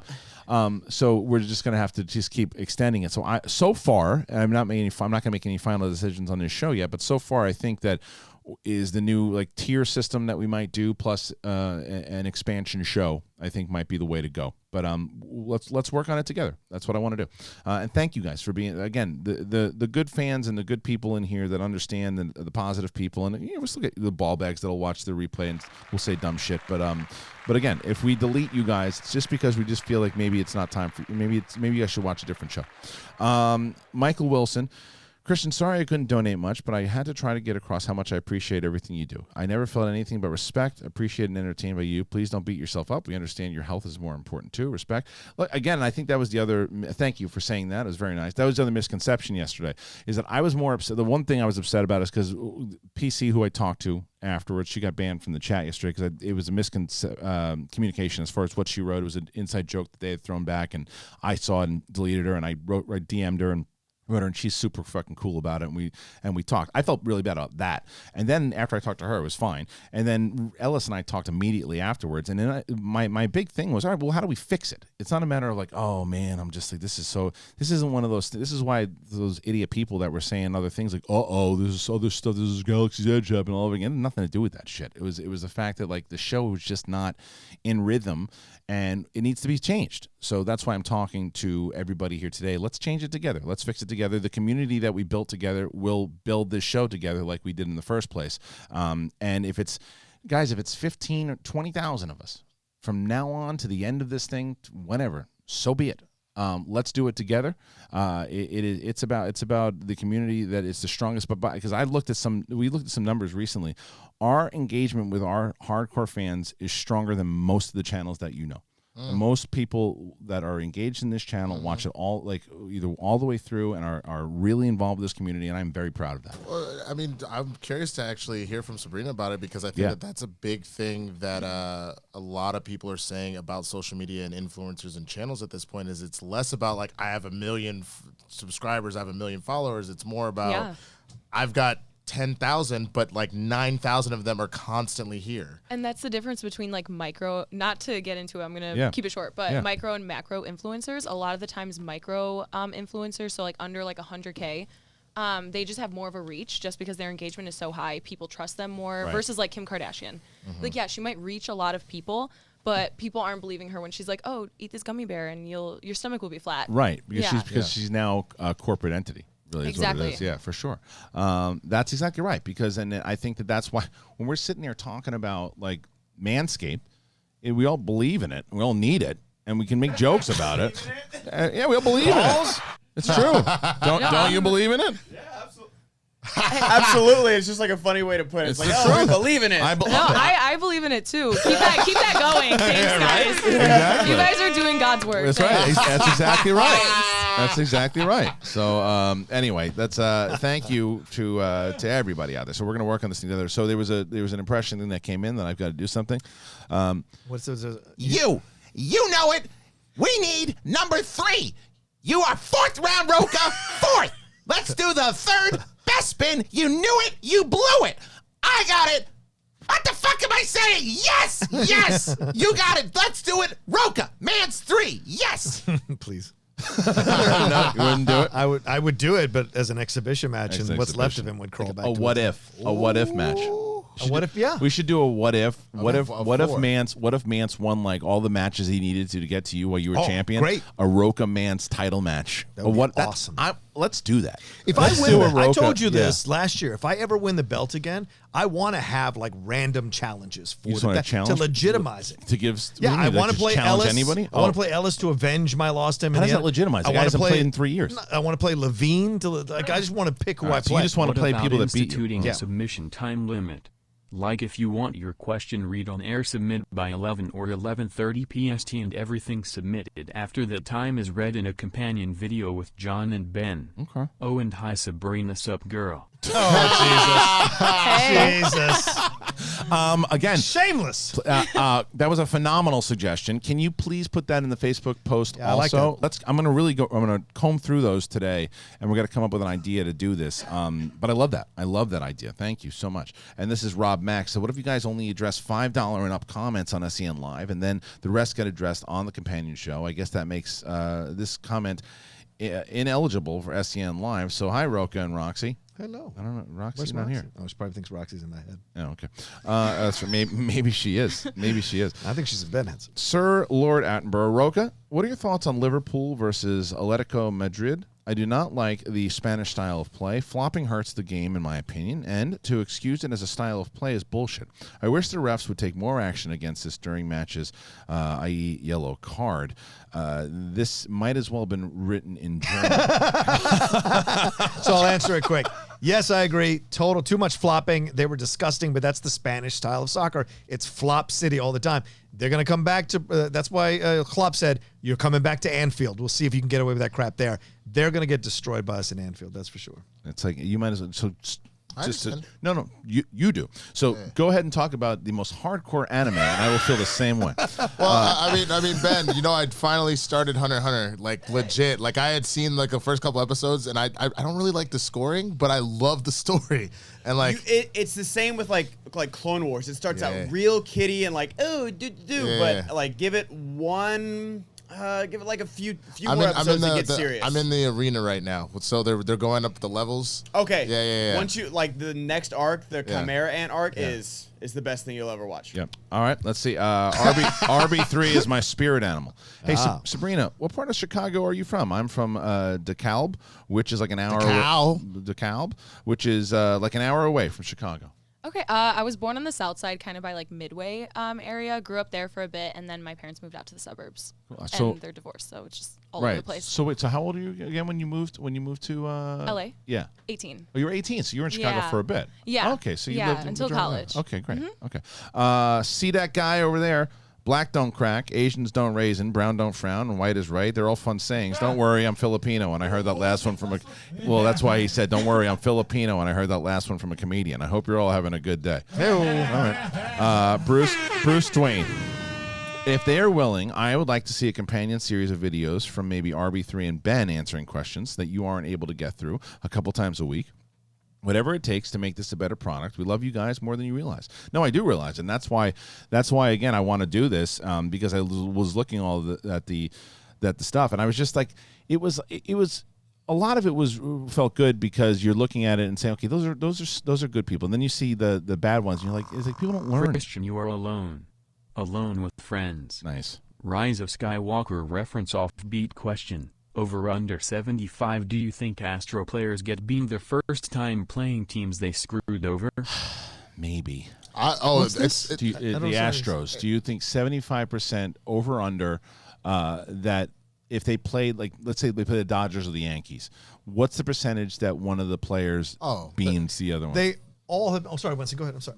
I was just gonna say it's about to be a Bean World Tour. Are you kidding me? Well, but there's been all of the pitchers are saying they're going to get retribution. All of them. Yeah. So this isn't like one or two clubs. This is going to be. Commissioners have said if you do, you're out. He's a fucking idiot. He's an idiot. Manfred is a fucking idiot. Because if this shit happened in the NFL, do you understand how quickly Goodell would have been replaced? Yeah. Like, also, baseball has been on the decline for years. Yep. And so this is not how you get people to come back by being like, we don't give a shit if you cheat. Like, whatever. It's not really cheating. They're going to bean the hell out of the poor ass. Like, Clayton Kershaw's legacy was destroyed. Yes. Because he was labeled as this, you can't He's close a choker. in the postseason. But he was getting cheated. Yeah, he was getting cheated. Yeah. Like, Colin Martinez. John, I wanted to thank you for your service. Thank you. In the Bolivian War of Independence. Damn right. At least you got the country right. Respect. You inspired Mexico and my native Central America to fight for independence. We started later, but got free 4 years before you. Kind of like how Batman was first round and you were the fourth. Or Bateman, excuse me. How Bateman was first round and you were the fourth round. Yeah. Joel see me scared, though? Yeah, Joel Godina. Since everyone and their mamas are thinking of quick fixes, mine would be under 5 would be read in the companion video. $5 can be comments and questions, and $10 for impressions. Yeah, it's more and more. It's getting closer to that. So we're gonna. What we'll do is also we'll talk to the great Brian Ward about making an actual tier, like a graphic that we can play in the beginning of each one so people know. Marvel fan Mike, if you make it to the UK, I'll be first in line, Christian. I can't say how much all you guys do has meant to me as someone who deals with depression and anxiety, feeling like part of the community. I promise I'll buy you a pint. Big ups to all at SEN from England. I want to go to England so badly. I want to go to UK. I want to go to the UK so badly. Ever been? No, I haven't. Never been. Yeah. I've never been. So maybe we'll do it next year when you're a manager, so that way you Yeah, can go exactly. with us. So you have to take me with you. Yes. And me. Well, She'll be yeah. managing me by this point. You think, I know. By Yeah. this rate Do you next think- year. And your do you- social media. Let me ask you an honest Yeah, question. yeah. Do you think that you're going to be on the Finstock Exchange by the end of the year? Nah.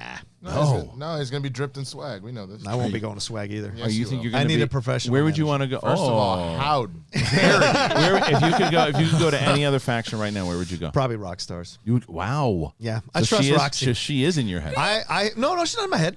And please don't discount the fact that her and Ben hang out all the time. Don't discount that What- she hasn't been talking to Ben, who's been talking to What Tom if Dad Nino and said doing to this whole you thing. that he would rather have you and Dan on the team and he would trade Ben and Riley? I'd be okay with that. That's where the root of the. That's Here's the deal. People think we're trying to break up. What's that? I Take want out Damon's Damon? ass Oh, so okay. bad. Yeah. People, it was so bad. People think that we're like, oh, it's gonna blow up. It's gonna blow up. It's not that. We're strong egos, and we believe in ourselves, and we fight. And we win belts, and we win matches. That's the thing. So the level we're playing at, I said this already in the Facebook group. The level we're at, the factions can't even touch, and so they have no idea. They're trying to put us in the normal way Right, of behavior. but don't you think- we're on a whole nother level? But don't you think like the they're- Yankees fought all through Yeah. that 27 years? Right, but they didn't ask to be traded. So like if I haven't asked to be traded. You're saying you don't think you're going to be on the team by the end of the year. I think there's a very distinct possibility it's not going to happen. If he keeps making these mistakes, You're gonna why wanna would go. I stay? Wow. All right. It's that kind of unrest. Crazy. All Look, right. well, Reggie listen. yelled at Billy Martin in the dugout. That's so, true. you know. Oh, yeah, that's true. Anton, the Batten man. First of all, the draft is just genius. I was a casual fan since season 3. Now I'm an addicted $10 patron. Any thoughts of raising the minimum super chat to $5 or anything less could be pushed to a companion video? That seems to be the majority of conversation here.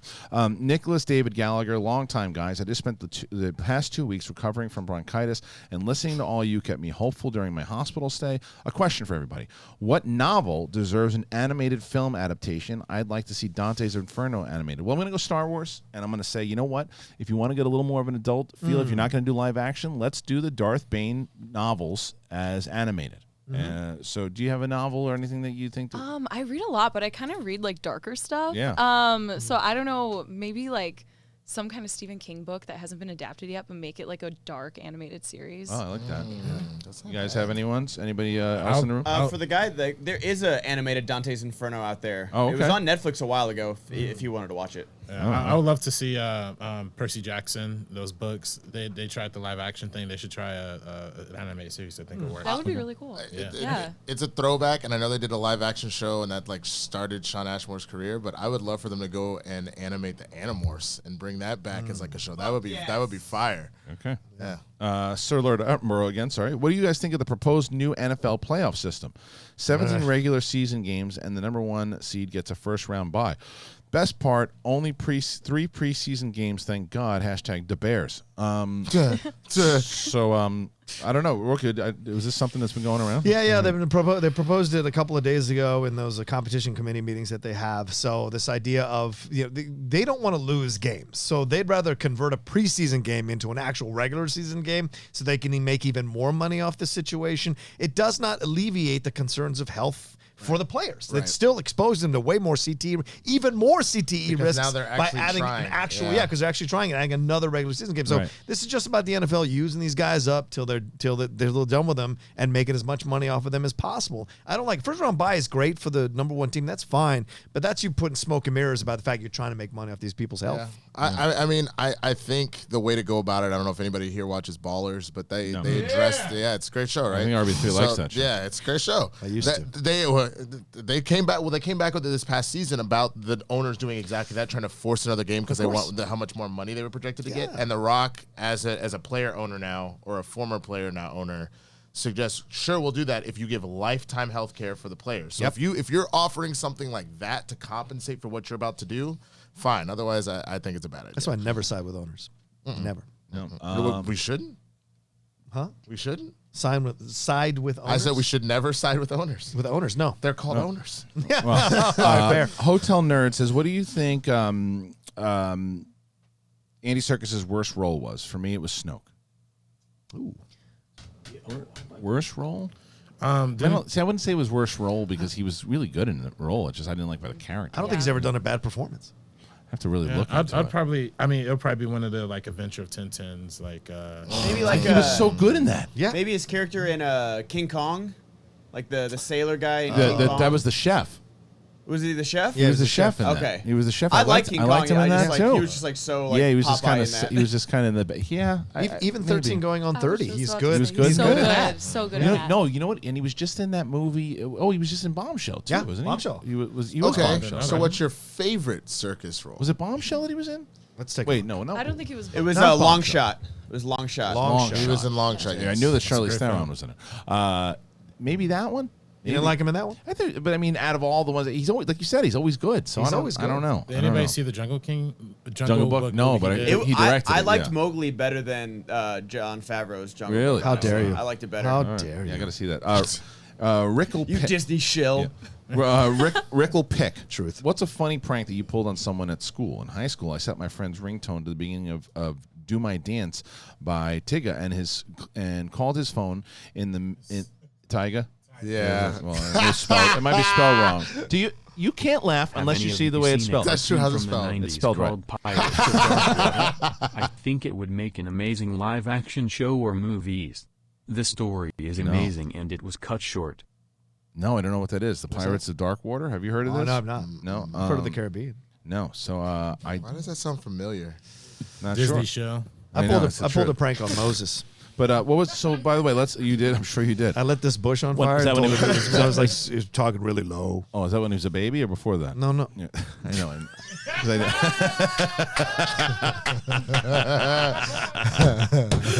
As if Moses wasn't old enough yet to make Moses a baby. I had to make him that much older. I had to make him that Just much not older. like 20 years. Added into it. 20 years goes a long way. I know. He was a baby. He was a baby, motherfucker. Let's not. Don't date yourself. You should definitely date yourself. All right. Oh my But anyway, God. the high school prank. Do you ever do any high school prank? Are you prankster? Not that I could think of. It's just like I was in cheerleading, so we'd prank like the football players, like No. TPing. Nothing. Yeah, good. the most elaborate prank I did was not in high school. It was when I was working at The Bachelor. Yeah. There's this a buddy of mine, my buddy Steve, who is now like a big producer over there. But at the time, he was getting moved up as a producer. But he was one of the loggers, which for a while, and you'd have to log off. And he was really, I mean, he was great, but it's a tough job, and it doesn't pay very well. And the guy, like I said, the guy's like a big producer now, but he really worked his way up. And they had this room, this logging room that you had and it was with all the loggers. So he had been moved out, and he'd been moved at his own desk. Day to all. Great to see a new face. Welcome to the madness, Sabrina. Thank you, Andy. Thank you so much. Thank you. But so I already had my own desk and everything too, and so it was April Fool's Day. So I had them, all the interns, move all of his stuff back into the logging room. And they moved it back into the logging room. His whole entire thing was set back up. And I went to the main producer, his assistant. I said, when Steve comes in, you have to say that Martin made the decision that he thought Steve was working better when he was there. So they set it back up to where that's where they want him to work now. So he came in, and he's like, wait, what happened? So she told him that. So he sits down, he starts working for like 5 to 10 minutes, and then I walk in, I go, dude, April Fool's. And he's like, what do you mean? And I go, you're not supposed to be working. Your desk is over there. And he's like, you motherfucker. So it was That's good. a good one. It was good. Yeah. Best high school prank. It was we had our midterm paper due, and my homie went up and left to go to the bathroom, and I knew how to, because I worked at the computer lab, I knew how to log people out and all that shit. So I logged him out, put it up as a guest, and set it just a blank Microsoft Word page. You've been working on it for 5 days. Jeez. And then I was like, check the login, bro. He goes, oh, you son of a bitch. Oh man, you fixed it. You're not being honest. Well, though. when's anybody have hard outs day? Because we haven't figured the new format out just yet. So I would like to get to as many as I got to be out by 12:15. All right, well, let's keep working until 12:15. You're not being honest. You're a cheerleader. You didn't pull any.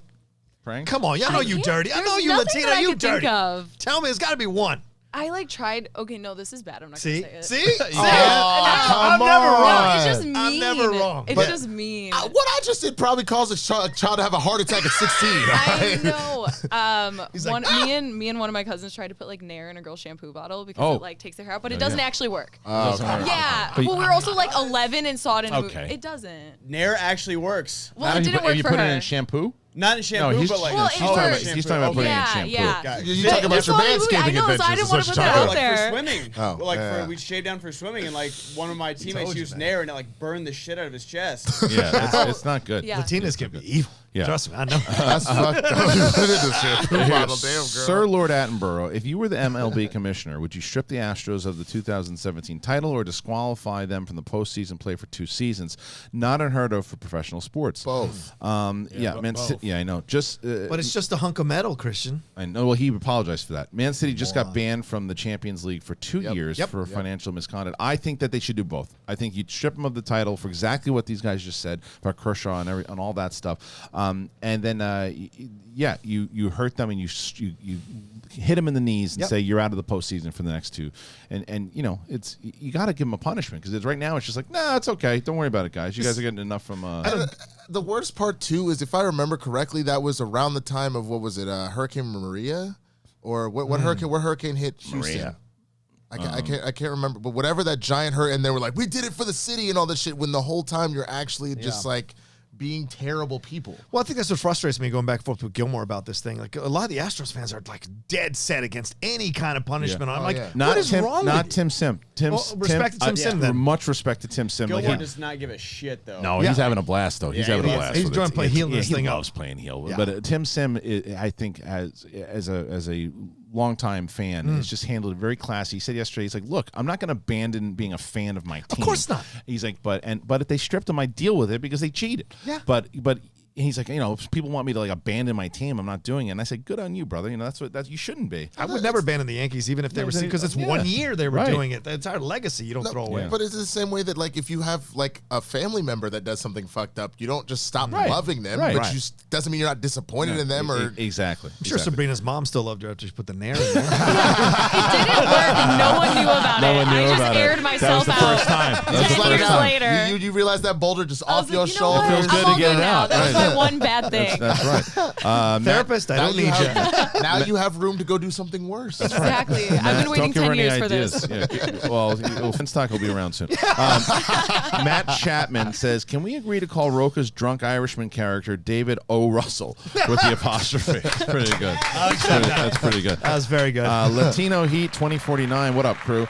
What is your favorite film that came out the year that you were born? Much love to you all. Spoonsmanship. Do you want to do that? I don't think you should. I don't think you should do that. I think it's a good way to. I don't think they had movies. Yeah, let's say in the decade. The Great Train Robbery for Rocha. Shit. Sticks and Stones Puppet Show by Rocha. The Big Bang. That play they put on.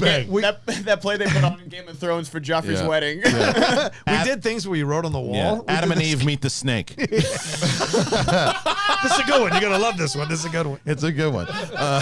Eat this apple. It was the sequel. So you know, for me, I'll go decade. I'll say episode 4.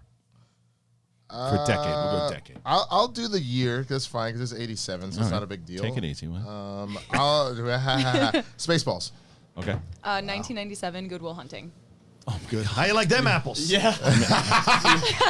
I'll go. College. I'm also 87. I'll go Princess Bride. That's good. There's a lot of good movies in 87. Yeah, I got like RoboCop, Lethal Weapon, Predator. That's where we met around that time. Yeah. 99 Magnolia. Nice. Okay. Dude, yeah. What? I'll say Godfather Part 2. Just in the decade. Well, Latino Heat also says much love to you all. #spoonsmanship. There you go. Sir Lord Attenborough, nice to see Sabrina on SEN Live. I hope to see you on the desk more often and repping Chicago with Kate. Hey. Really hope that there will be an SEN Live show in Chicago this year. Great show today. You guys are the best. Well, we're definitely aiming to go to Chicago in June. So when we're there, we're going to also look into doing a SEN Live show. Joe the Giant. Guys, today is the day that I admit that I'm an addict. My wife left me a week ago, and my parents have cut me off. My life has been consumed by my addiction for a little 2 years. I know I should stop, but I can't with listening to the meaning of life.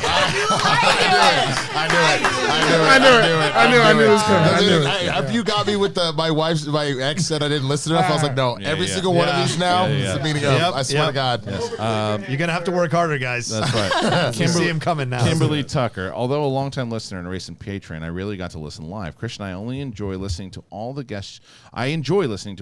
the guests you have on your show. You always provide me with much needed laughs. Good. I'm glad to hear it. This has always been, again, that was the whole reason for, it's supposed to be a reason for you guys to escape drama and conflict and stuff that you have inside of your life. And it's supposed to be more of like a fun show. So and then laugh about the drama and stocks exchange drama. That's right. That was great. Knapsack's ponytail.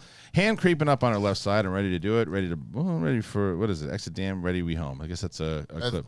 Yeah, that's a Cameron song. Okay. Hey Ma, what's up? Let's slide. All right, and we gonna get it on tonight. No. She does. Yeah. Hotel nerd. The Finstock Exchange are the Sith Lords. They're all trying to take each other out. Maybe so. No. Thomas Lopez, what's up, guys? Bring it back to Halloween Kills. They released a 20-second behind-the-scenes clip, and it does show Michael standing on the front porch of the burning house, so I guess we will see him escape. Okay. Oh, okay. Also, this movie takes place the same night as the first one. All right, I dig it.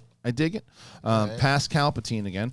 Why can't we all agree Rocha should manage Dan, but he can't help... Wait. Why can't we all agree Rocha should manage Dan, but he can't help him during the match until round 4? That's good. That's good. I like that. Sir Lord Attenborough. Yeah. Finstock Exchange are the Dallas Cowboys of MTS. They're dysfunctional. Rocha, it's time for a change. #Rockstars. You're not going to call like you the said, Finstock Exchange. Finstock is the Barry Switzer of the Schmodown. Mm-hmm. He's inherited a good team, and he's just trying to ride it out before you find Michael Irvin with a trunk full of cocaine. Oh. Saying that it's his cousins. Yeah, although it'll be Finstock. True. Very true. How did it get there? How do you think it got there? But wait, that's a full thing of cocaine. Is it? All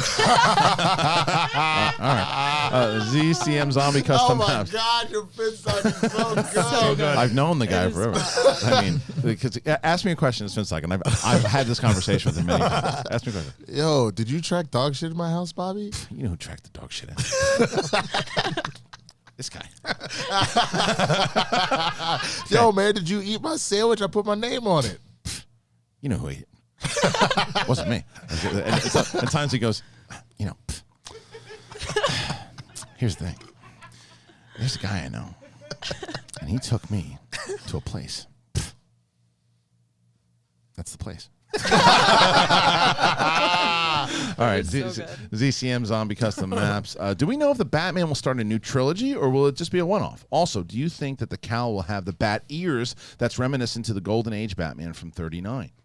I don't know what they said, right? Did they say as far as it's going to be a trilogy? I think it's smart for them not to say anything. Yes. Yeah. 100%. Go ahead. Right. Well, I just think instead of thinking so far ahead without even having what's going on currently planned, just take it one step at a time. I have faith in Matt Reeves. I have faith in Robert Pattinson. So we'll see how this one goes, and if it's good, then make more. I agree. Why not? Only Marvel gets away with announcing things ahead of time. Everyone else gets burned by it. Power Rangers, all of them get burned by it. But they earned it. Yeah. They earned it after a while, so that's why. RB3? Or not to say also, too, the Matt Reeves Planet of the Apes movie is probably one of the best trilogies we had in the modern era. Yeah. So if it is a trilogy, I'd be happy about it. Yeah, but just he only had 2 of those, but still. Yeah. But still. He took the trilogy. He absolutely did, because I remember, and it was on Schmoes when he was announced, because I loved the first movie. I loved it. Yeah. And then they announced that he's doing Dawn. I was like, why are they replacing Rupert? What do they do? Come on. I mean, I don't even know.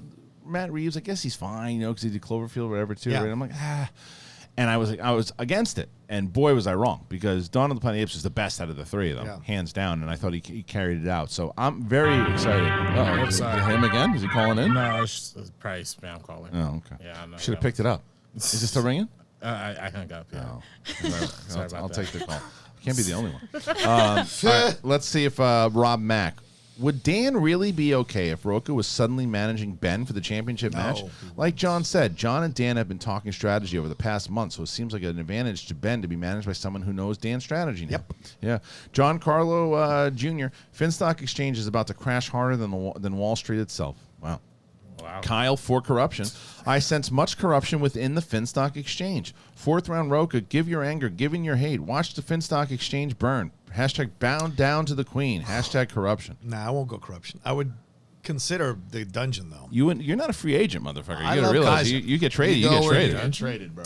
Yeah, you go where you get traded. You guys are insane. What do you mean? What do you mean you're The insane? best players can force a trade. You can Anthony Davis. You can force you a can trade, force a trade, but not where you go. You saw what happened to Chris Paul. Chris Paul thought he was going to the Lakers, That and his was ass under ended up on David the Stern, Clippers. but Anthony Davis under Adam Silver went to the Lakers. Well, I'm just saying though, it's league approval at this point. There's nothing inside of this. So if they say what if a massive trade was the founding fathers for Mike and Chance?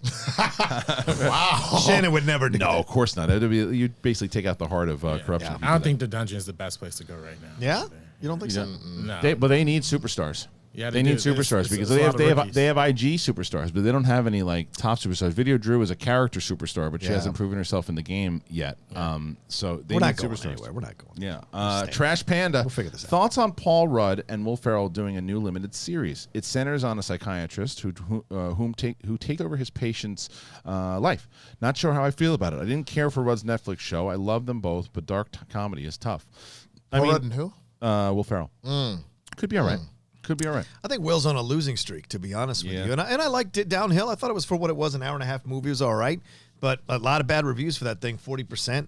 Paul Rudd's Living With Yourself. I disagree with that person. I really liked it. It was such a good, interesting show about relationships and what can happen and how you can expand them and then not change or like fix it, So I think it would be great to see Paul Rudd do that, but I don't know if Will Ferrell's the way to go. Did you see any of those movies that you're talking about? I haven't didn't see seen them Living With either. Yourself. Oh, Or really? anything. I do want to watch it. I'm just really bad at keeping up with TV shows. Huge Paul Rudd fan though. Yeah. I think you'll like it because it is still Paul Rudd's kind of charming humor, but just in a very dark space. Okay. Yeah, and his wife is great. Aisling B is fantastic Irish I'll binge actress.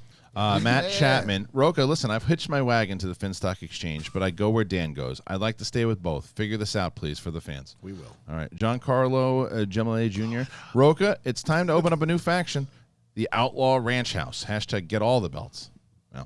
Well, at the Helm Media. not a bad idea. I'm starting to believe that the fans are Roxy's sub-accounts.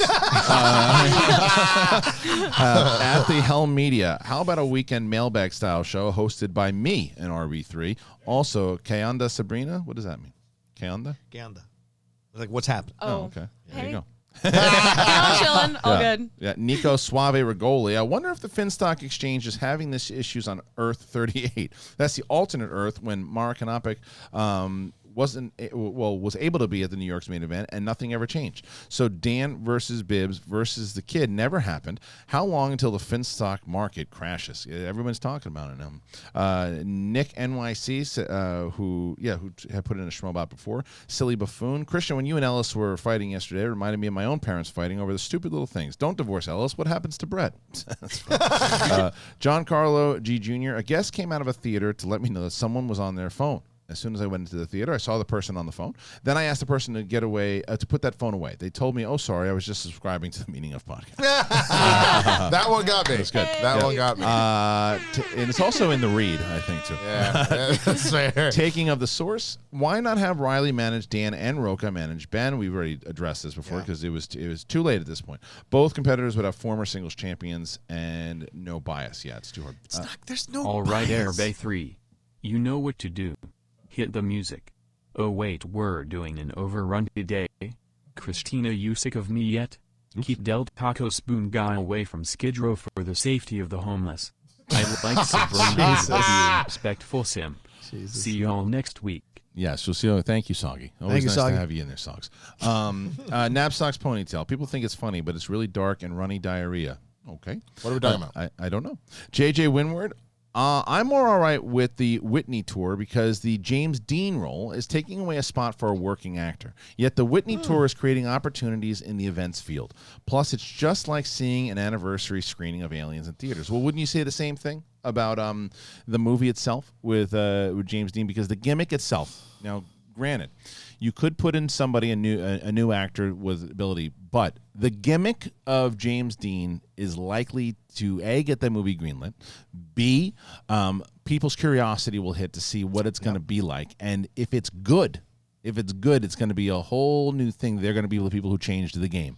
So there will also be a lot of other opportunities on that set for people to work. Yeah. Although I think the other point is also about Whitney. I think the way you do that then, instead of trying to do a tour, then just make it like a Vegas show. If that's really what you're trying to do, then make it a Vegas show that you could see Whitney, and then like maybe it's Whitney for the first like quarter, and then the next quarter is Michael, and then you know what I'm saying. But don't this.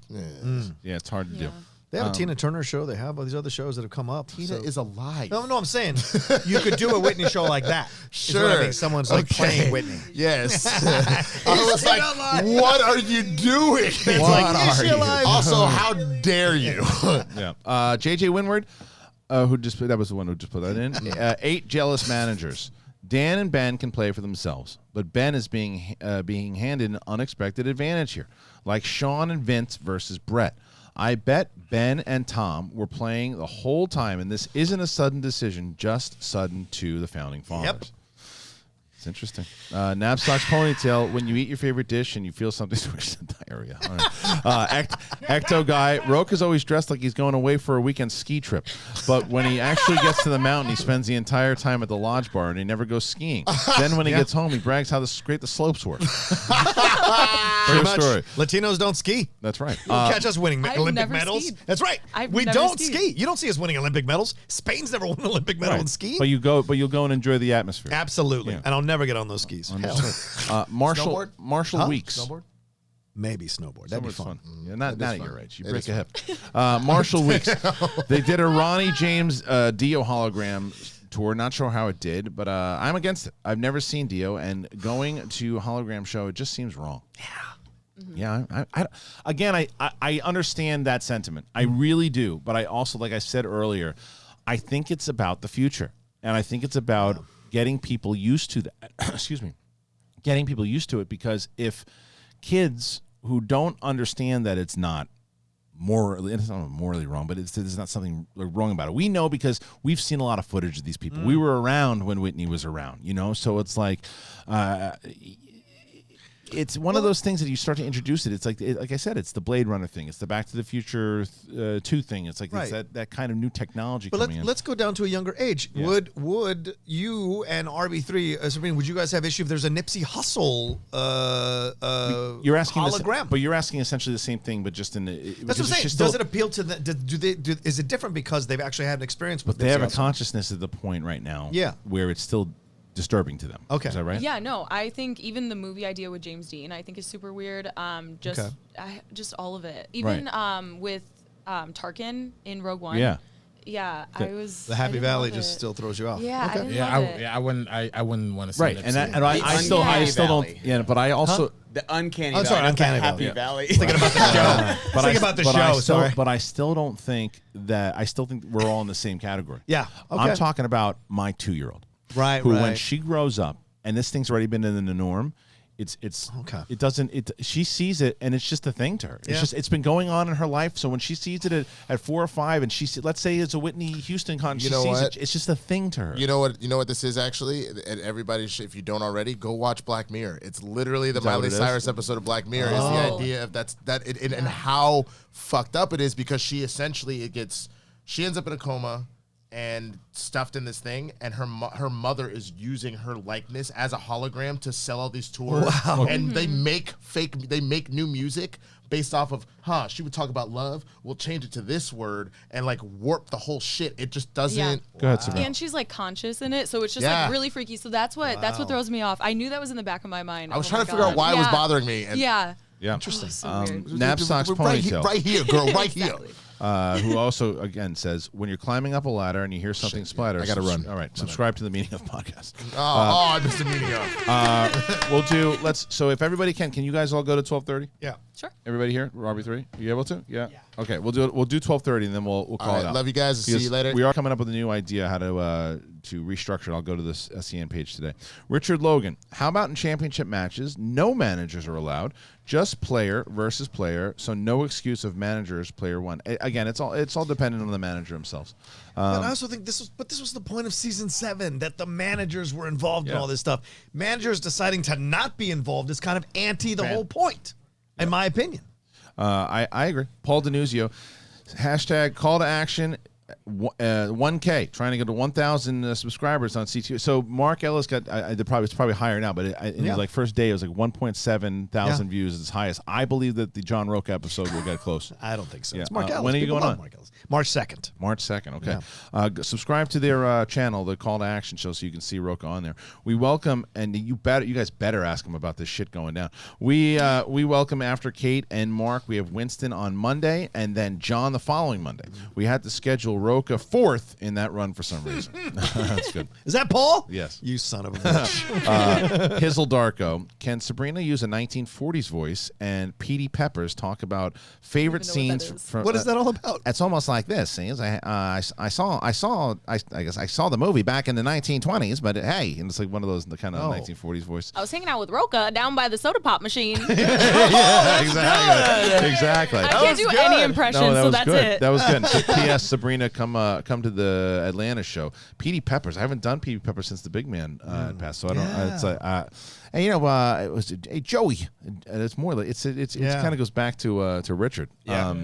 We'll talk about favorite scenes. I can't even do it anymore. I haven't done it in so long. How about if I'll do Richard doing it because I haven't done Petey in so long. But I got to tell you, my favorite part of Eternal Sunshine was the whole fucking thing. To be honest with you, but when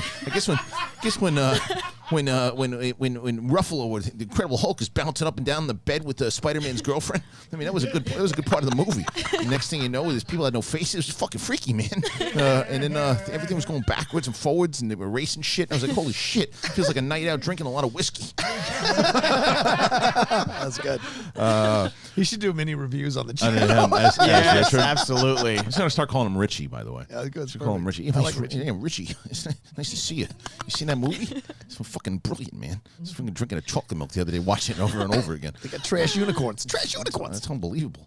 Rose Luxembourg. Perhaps Rocha is a distant relative of Ben. Perhaps it happened while he was visiting France during the Paris Commune of 1871. All right. Jackson Latner. What is your favorite non-typical Steven Spielberg film? As in not the Indiana Jones or Jurassic Park and Jaws, more dramatic. I mean, my favorite Spielberg movie of all time is actually Saving Private Ryan. Okay. That's my favorite Spielberg movie. Yeah, I know you don't like that one. I do not like it. Not after the first 30 I minutes. like AI. I think I like that one even worse. I don't like that even the worse. ending of AI is not good, but I like the sci-fi world building. I like Haley Joel Osment's performance in it. Just like they reached too far with the ending. You got a favorite No, big not blockbuster? really. I can't really think of one. I would say like Munich. I love Munich, Munich because is of good. the good. dialogue between the scenes between the actors. He brought up Tintin. I love Tintin. Yeah, I'm Tintin's not the great. biggest fan of that I one. love that. I like that one. It's good. That one's Yeah. insane. Yeah, I guess I I'm like just- that I'm just a one. hater. I like But, Minority Report It's too. true. I was gonna say Minority Report would be one for me, but definitely either Catch Me If You Can. I guess Close Encounters is a quintessential Spielberg. Yeah, but, Catch Me If You Can for sure. Minority's Yeah. a great choice, RB. Minority's good. Yeah. Yep. Yeah. Suge Knight 323. Can we get Richard telling Kate she's going to be replaced by Sabrina? Also, thank you, Kristian, for the Schmodown, SEN, and for the help of building community. Rocha, what's your favorite fight? I don't know if he means for Schmodown or for. Yeah, be specific. Yeah, I'm not sure. So I'm not sure. Just but any fight. Every fight. Ever. This morning with his pick one. girlfriend. Oh no, We'll do it. She's always right. I don't fight with my lady. Hey, Kate, I got some bad news for you. We figured it out the other day. RB3's got this fucking podcast. Have you heard of it? It's called The Meaning Of. Brings it up every like 32 seconds. Anyway, he keeps bringing up this girl, Sabrina. She sat down and she fucking told Rocha how fucking old he was and what he was wearing the wrong way. Then she nared half the fucking audience. It's pretty fucking great, man. So guess what? You're out of there, and she's gonna be in there. So I don't mean to offend you, but gotta find a new job. Joe Self. I'm loving all the love for Eternal Sunshine. It's my second favorite movie all time, just behind The Empire Strikes Back. I'm really digging SEN, as always. Thank you, Joe. Giancarlo Jr. I didn't know Scott Mance was an option for impressions. The ideas are forming. Thank you. Joel Godina, maybe leave strategy to the players, and Rocha and Tom watch from the sidelines, making sure each question is fair and challenged when needed. Coy did it for Bibbs and the kid. Why can't Tom do it for Dan and Ben? I think that could work, where we work together for both of the guys. And then you challenge. Yeah, and I go, Tom, that's a challenge that for Dan, challenge that for Ben. Yeah. I think that's fair. So wear it from the sidelines. I mean, that's ultimately what's going to happen. But all right. but the thing is, like, if he's decided he's not managing anybody. Yeah. That they are going to have to make the challenges. He's not getting involved. All right. Maybe you can change it. Yeah. Manny being manic. You know, Rocha managing Ben and Tom managing Dan has a potential for Dan. Oh, yeah, we saw that. There's the heel turn. Dan Cool Duder also put in a Schmobot. And Tivik Productions. Great looking crew. Thanks in large to Sabrina from the Meaning Of.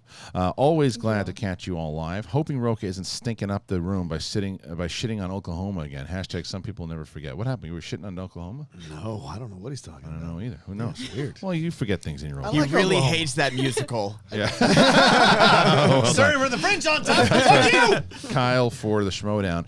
Who do you believe is so far the best manager this year? In my opinion, it has to be Shannon making her moves post the Bonnie match, getting rid of someone who doesn't play again for a while. 0-1. Yeah, 0-3, really. That's not what he's saying, though. He's not saying that. He's not, because he's saying, how is she managed? And I think from what she's done, I happen to agree with him. I think that she so far has shown, because I would put Kate up there, because Kate's 2-1 right now. I would put Kate up there, but the thing is, that move that she made inside of the match hurts. Yeah. Shannon didn't make any bad moves in her match, and so she is, again, I think she is making the right moves. Made the move to get rid of Bonnie right away because she knew she got Claudia Dolph. If Claudia Dolph turns out to be great, it could be a good move. Yep. She got rid of someone who's 0-1. So I'm agreeing. We're in a young season though too. So I also thought Coy did a pretty damn good job too, to be honest. Coy did do a good job in New York. Yeah. Finn Stock is still in the conversation. He deputized Ben to manage Dan.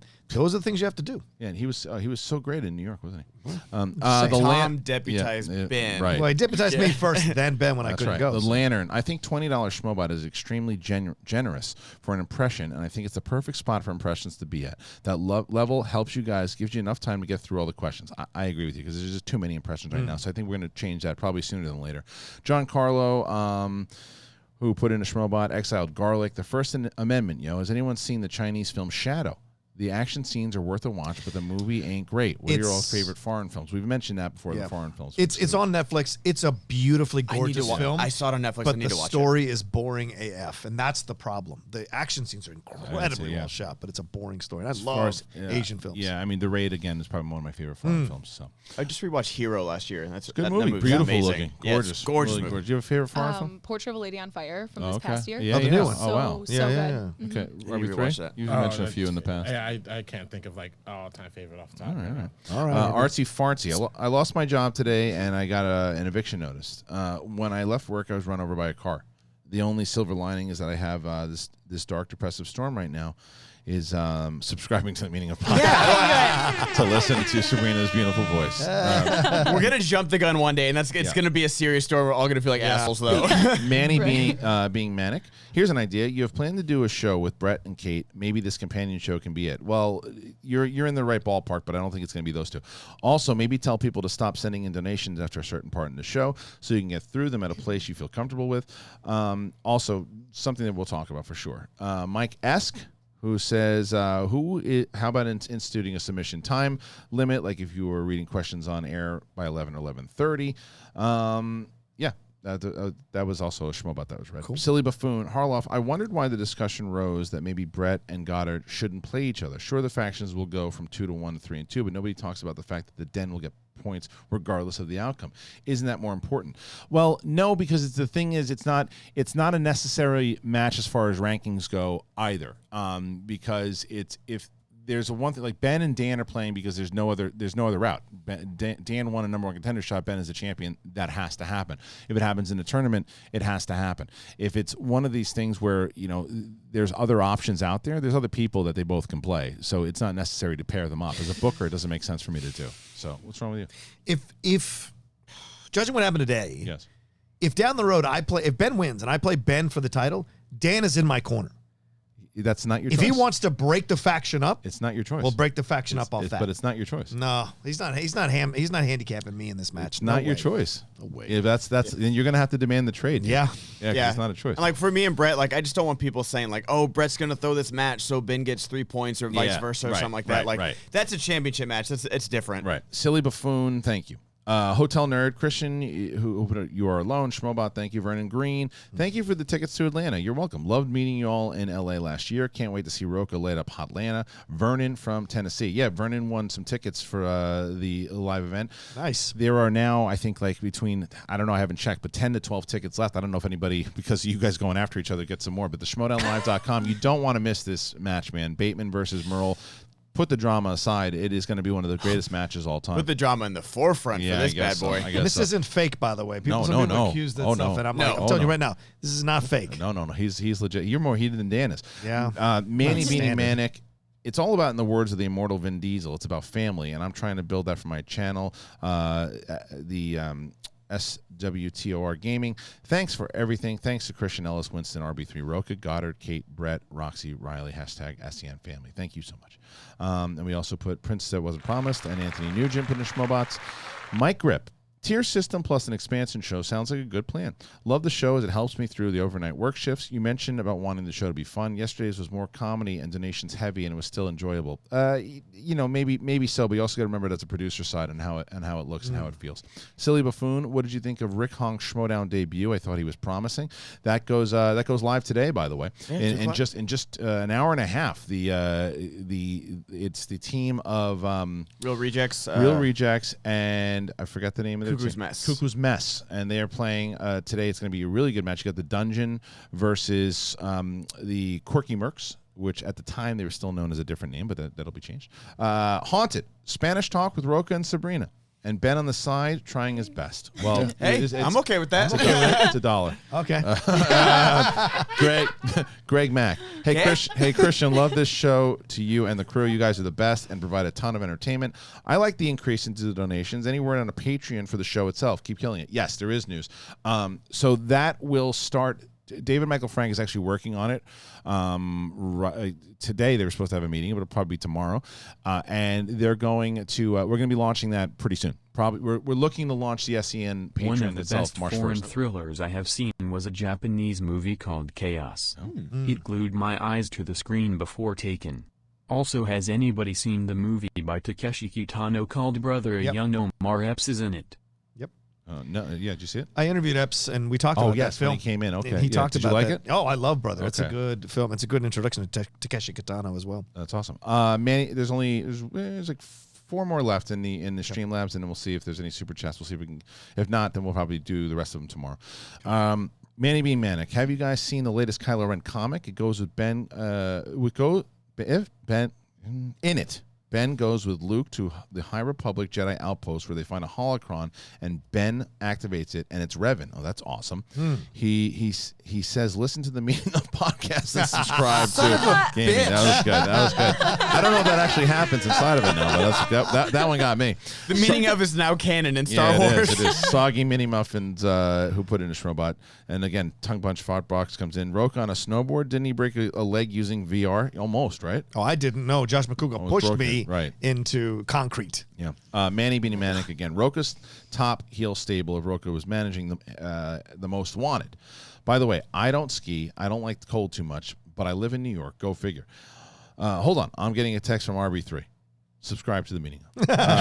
Manny being Manic, who also put in that Schmobot, and that's everything from Streamlabs. And we have a ton on Super Chat that I might not be able to do. I'm going to do 2 from Super Chat and do the rest of Super Chat tomorrow. Jonathan Caro, happy Thursday, everybody. Great to see 2/3 of the meaning of crew today. Recommend their show, most particularly the best of the decade list. RB3 and I had similar lists, had the same number 1. Absolutely. Nice. Flapjack put in a nice donation. Thank you, Flapjack. Nice donation. Joey Gonzalez, SEN, we have the Latinos. Drew Safadillin, does Sabrina know that she has to do impressions all the time to be on the show? She's going to work on it. Yeah, I have to brush up on that. She's got a great technique we're working. Brian McGovern, suggestion, companion show. Anything above $10 is read on SEN Live. Anything below is read on companion show. If addressed to someone who is not present, save for the next time they are there. That's fair. Yeah. Jonathan Caro, me again, feeling more generous today. Let's have Al Pacino, Irish Rocha. All right, this will be the last one today. Right. We'll do this one, and then we'll come back tomorrow. Al Pacino, Irish Rocha, and Obama talking about their visit to Hogwarts and figuring out how their school system works in front of RB3 and Sabrina, who are wizards. Who's going to do Obama?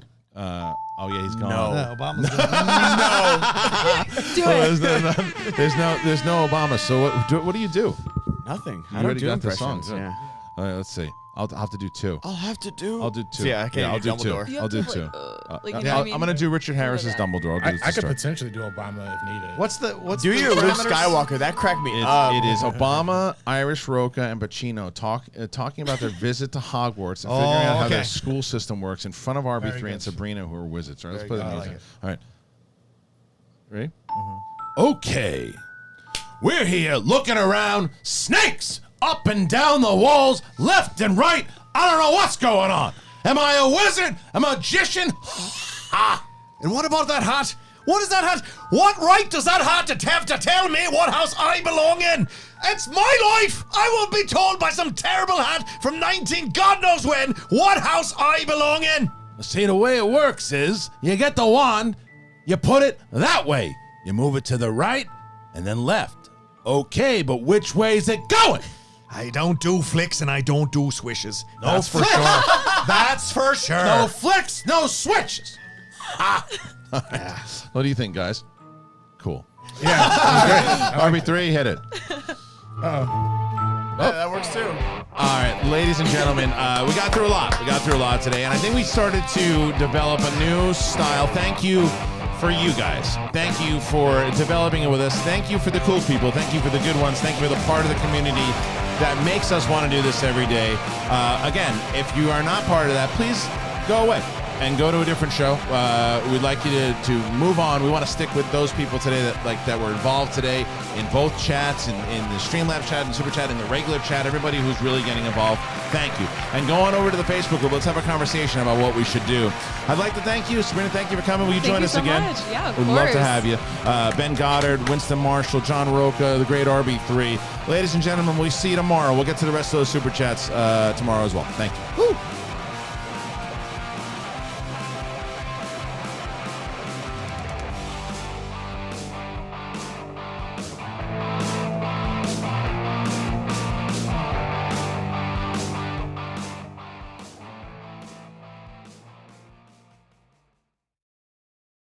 I'm sitting in a room full of fucking idiots.